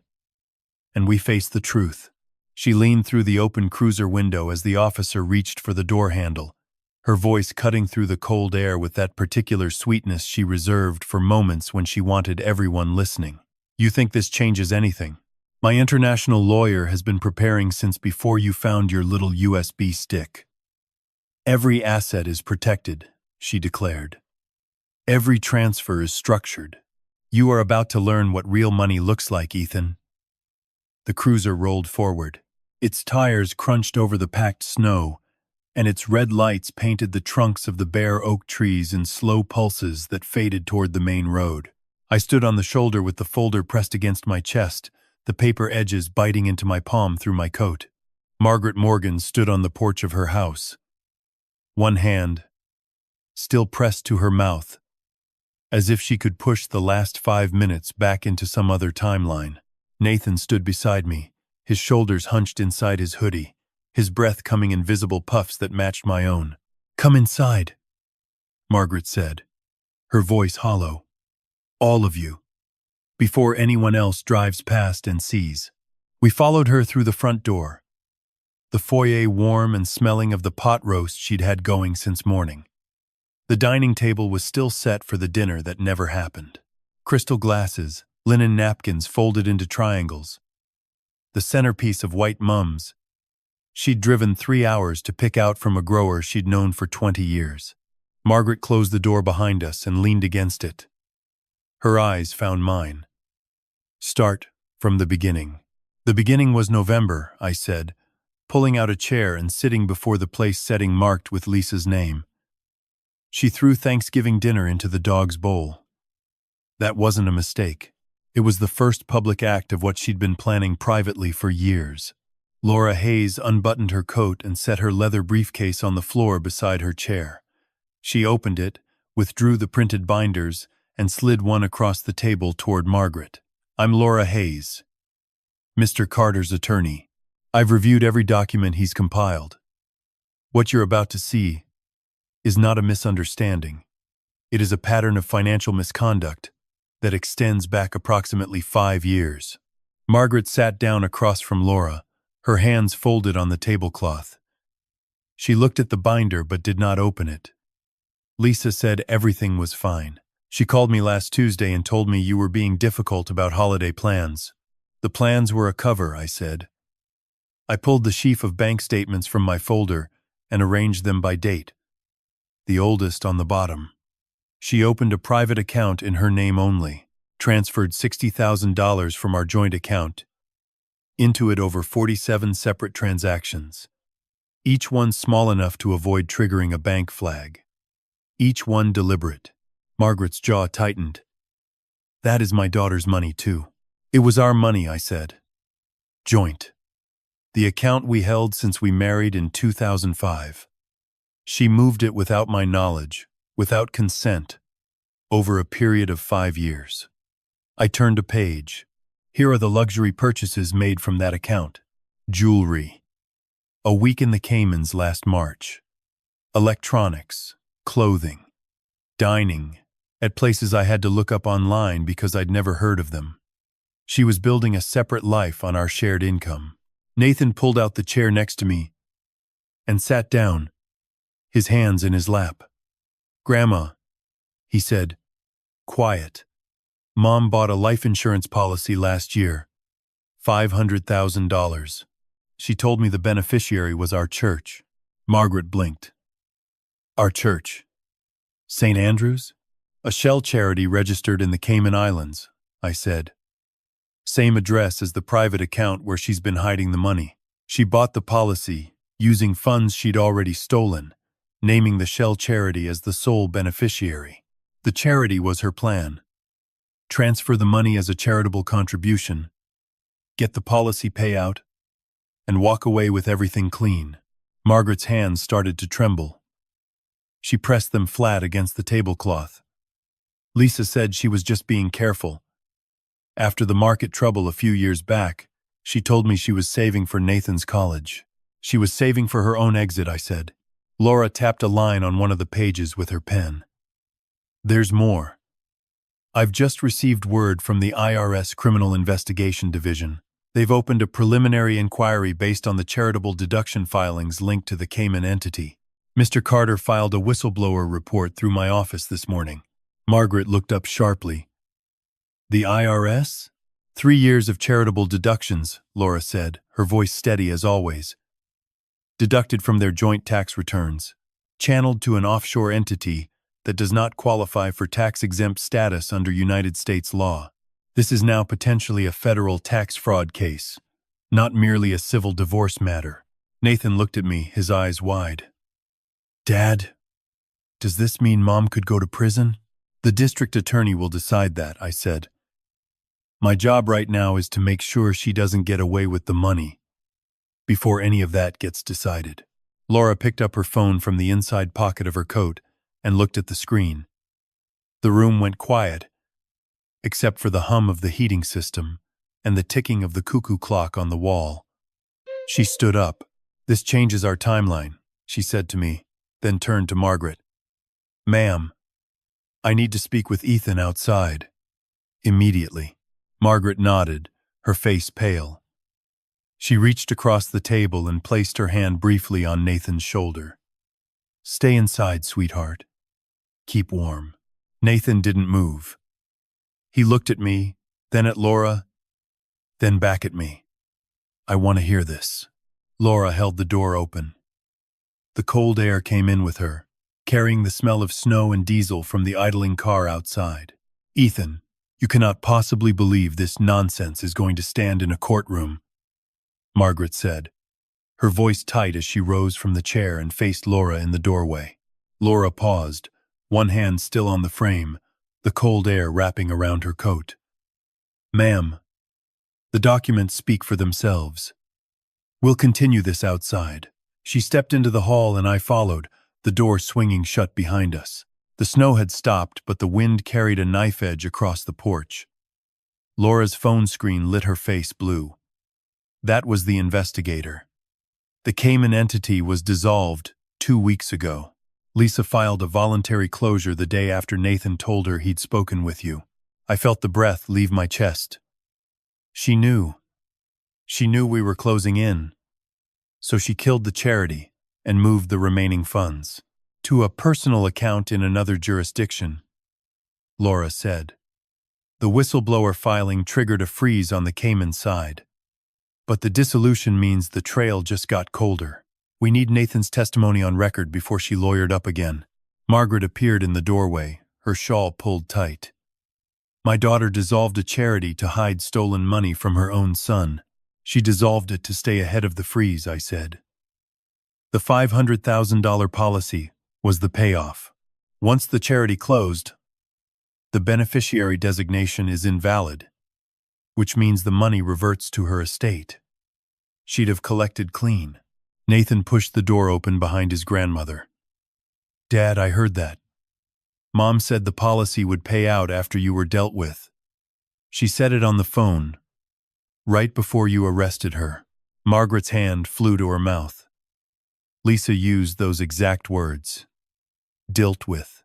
I need that statement signed tonight, Laura said, looking at Nathan. Both of you. While the memory is fresh, we went back inside. The kitchen felt smaller with the three of us, and Margaret moving between the stove and the table. I pulled the folder close and turned to the page, showing the Thanksgiving entry. This started with a dog bowl, I said. Not the account. The day she threw the turkey, I cooked into the dog's dish and left with Nathan. That was the moment I understood I was already erased from my own home. Nathan sat forward. I was there. She told me Dad's food was unsafe, and we had to leave. I believed her. Margaret's eyes filled. You cooked for 2 days, Ethan. I remember the call. She said you'd overcooked it and ruined the holiday. I plated it at 1 p.m, I said. She waited until I turned my back, then scraped my plate into the bowl by the door. The dog ate what should have been our family meal. Laura wrote fast in her notebook. That establishes intent. The financial pattern follows the same disregard. I want to say it for the record, Nathan said, his voice steady now. Mom promised me a car for my 16th birthday if I kept quiet about the money. She said Dad was difficult and she needed my help. I kept quiet. I shouldn't have. Margaret reached over and gripped his hand. You were a child she manipulated. Your father sees that. The front door opened. A uniformed officer stepped in, snow on his boots. Mr. Carter, we have a situation at the holding facility. The defendant requested a phone call and used it to contact an offshore broker. The transfer went through before the local freeze hit. I stood. How much? Approximately $40,000, sir. The receiving account is in a trust under the Shell Charity's former registered agent. Laura closed her notebook with a snap. That's the remaining balance. She beat the freeze by 11 minutes. The officer's radio crackled with a name I had not heard in weeks. I shoved the signed statements across Laura's desk and watched the ink still wet on Nathan's name catch the lamplight. The officer's radio had gone quiet, but the words hung in the air like smoke. $40,000. Gone to a trust 11 minutes before the freeze. She timed it, Laura said, setting her pen down. That was no accident. Your daughter knew the clock, Margaret.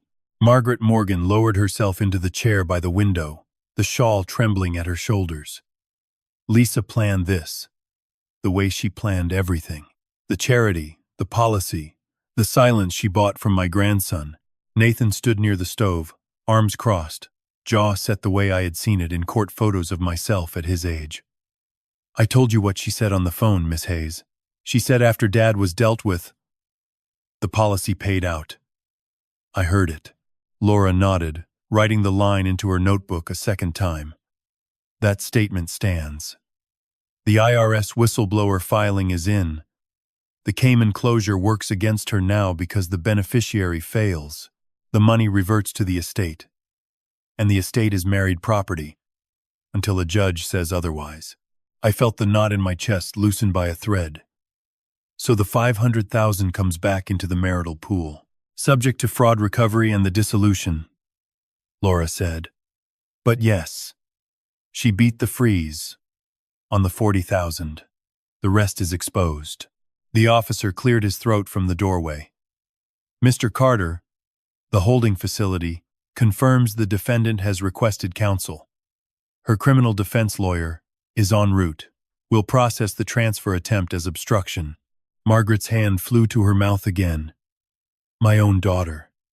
Buying a child's silence with a car. Dissolving a charity to hide stolen money. She didn't hide it well enough, Nathan said. Dad found the USB. I gave it to him. I turned to my son. You did the right thing. The account sheets, the receipts, the wire confirmations. All of it builds the pattern Laura needs. Lisa's voice cut through my memory before I could stop it. Darling, I only wanted a little independence, she had said that morning in the kitchen, the wedding ring already off her finger. The words tasted false now. The way the turkey had tasted of nothing that Thanksgiving she scraped my plate into the dog's bowl. Margaret rose and came to the table. She placed a weathered hand over the folder. Ethan, I am sorry. I raised her to value appearance over truth. And this is where it led. Nathan is not at fault. He was 16, I said. She used the car, the watch, the trips. He is witness, not accomplice. Laura closed the notebook. We present Saturday. The family needs to hear it from Ethan, with Nathan beside him. Margaret, your testimony about the charity story she sold you matters. She told you it was a children's fund. She told me Noah's Ark Foundation helped displaced children. Margaret whispered.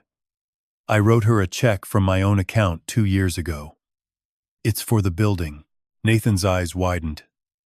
Grandma gave her money for that? $5,000, Margaret said. She said the charity needed a new wing. I never saw a receipt. I felt the floor shift. That check is new evidence. Laura, can we trace it?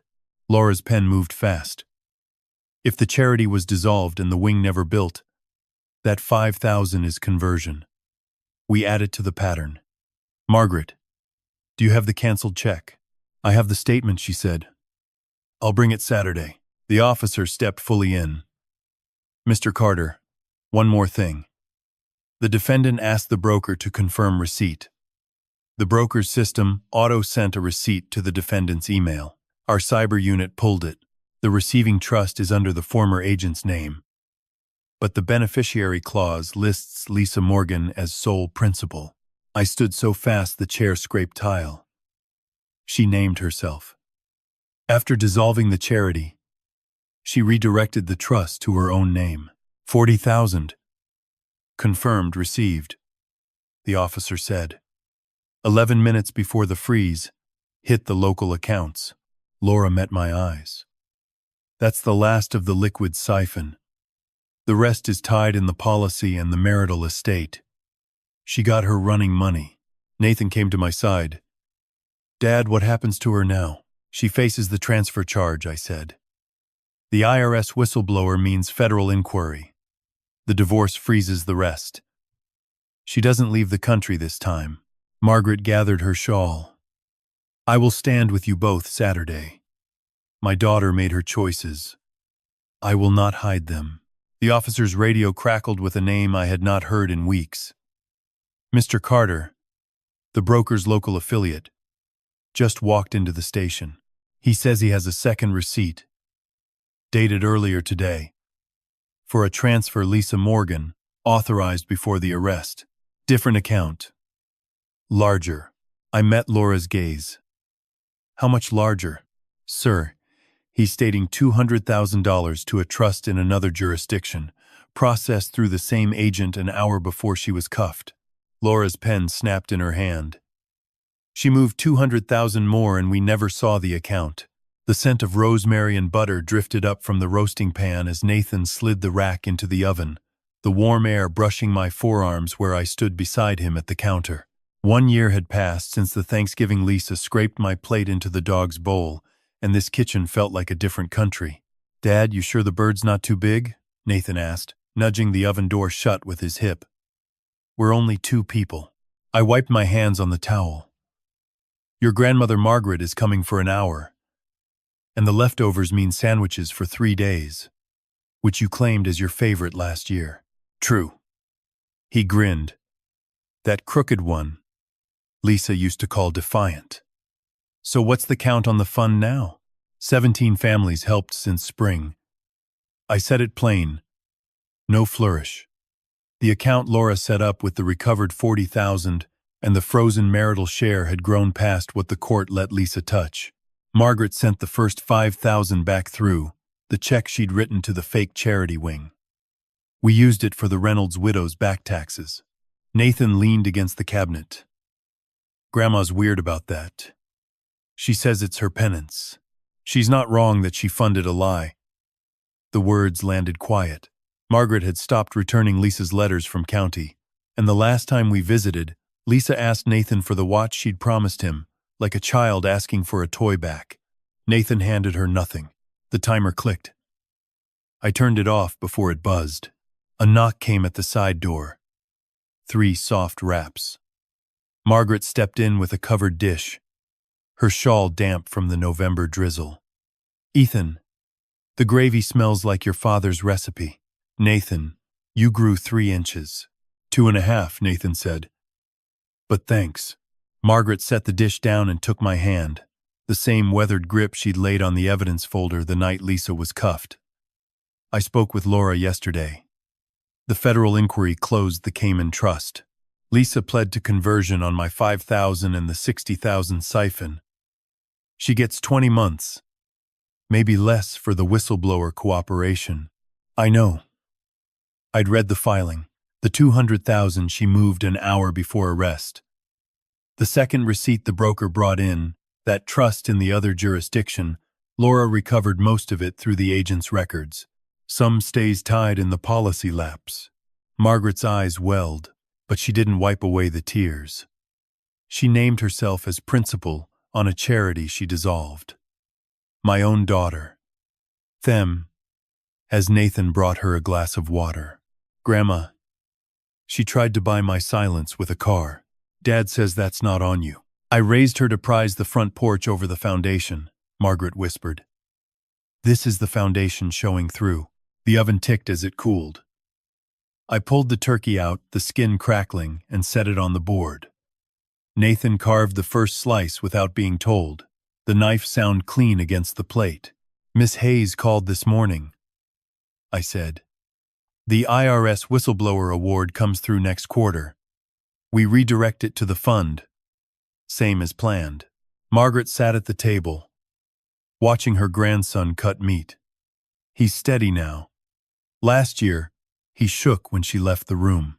I was scared she'd take him, Nathan said, not looking up. Not anymore. I set the serving plate down. We built the account from her running money. The $40,000. She beat the freeze by 11 minutes. That funded the first 3 families. The $200,000 the broker's receipt exposed. Laura clawed back through the agent. Your mother's last theft became the first gift. Margaret reached across and squeezed my wrist. You turned her exit into a door for others. I'll never say I'm proud of her. I'll say I'm proud of you. Nathan lifted his glass of cider. To the dog bowl Thanksgiving. Best worst day. I clinked his glass, then Margaret's. The warmth spread past my throat, not the false kind from a polished room at the club where Lisa laughed with strangers. This was the real heat of a small house with the people who stayed. The side door opened again without a knock. Laura Hayes stepped in, tablet under her arm, snow on her coat shoulders. Ethan, the broker's affiliate, just emailed. Lisa signed a new transfer from the county commissary account, $50 a week to a name we haven't traced. Different jurisdiction again. The gravy kept steaming as Laura set the tablet on the counter, snow melting in small dark circles on our linoleum. Nathan slid the carving knife down, finished the slice, and passed the plate without a word. Margaret pulled her shawl tighter and read the screen over Laura's shoulder, her breath slow. I wiped my hands on the towel and looked at the name that wasn't a name yet, just an account string from a county commissary in a state none of us had reason to think about. Lisa had 20 months, maybe less. And still she reached past the walls to move $50 a week somewhere we couldn't see. Not malice this time, maybe. Or maybe the habit of hiding was the only thing she'd kept from the foundation Margaret talked about. I didn't say that. I poured Laura a cup of coffee from the pot Nathan had made, the one with too much grounds, and set it by her elbow. We trace it, I said. Same as the last one. Laura nodded and opened a new file. Margaret sat back down and took the cider Nathan had poured her. The glass faintly fogged from her palm. She watched the steam off the turkey, and then she watched Nathan, who was now cutting the second breast with the same clean sound, like the night she was cuffed had been a room he'd walked out of, and decided not to re-enter. I carried the serving plate to the table and pulled out the chair Margaret used. She sat. I sat across from her. Laura stayed at the counter, thumb moving over the tablet, and the only sound for a while was the knife and the slow tick of the cooling oven and Nathan humming something off-key that he'd picked up from the radio in the truck. The $50 a week would turn into something. It always did. The $40,000 she beat the freeze by 11 minutes had become 3 families housed. The $200,000 the broker's receipt exposed had become the fund Miss Hayes built the award around. This new thread, whatever it was, would either close or it would open another door we hadn't planned. I didn't feel the old tightness in my chest when Lisa's name came up. I felt the warm board under my arms and the crackle of skin, still loud in the quiet, and Nathan's foot hooked on the rung of Margaret's chair like he'd always belonged there. Margaret reached across and took a slice of bread from the basket, tore it, dipped it in gravy. Your father's recipe, she said, and ate. Laura looked up. Account's a dead end for now. I'll have the affiliate by Monday. She closed the tablet and took the coffee. Happy Thanksgiving, Ethan. Same to you, Laura. Nathan lifted his cider again. Lower this time. Like a settled thing. To the people who stay. We clinked. The snow kept falling outside, soft against the side door where Margaret had knocked 3 times, and Laura hadn't knocked at all. I ate. The heat was real. The story wasn't over. But the part where I waited for Lisa to come back through that door was... And if you've ever watched someone you loved build a wall out of the things they stole from you, tell me which brick you finally set down. Because I'd like to hear how your small house got warm too. Lisa sent $50 each week. That never mattered as much as the fact that she kept reaching, even from a place built on taking.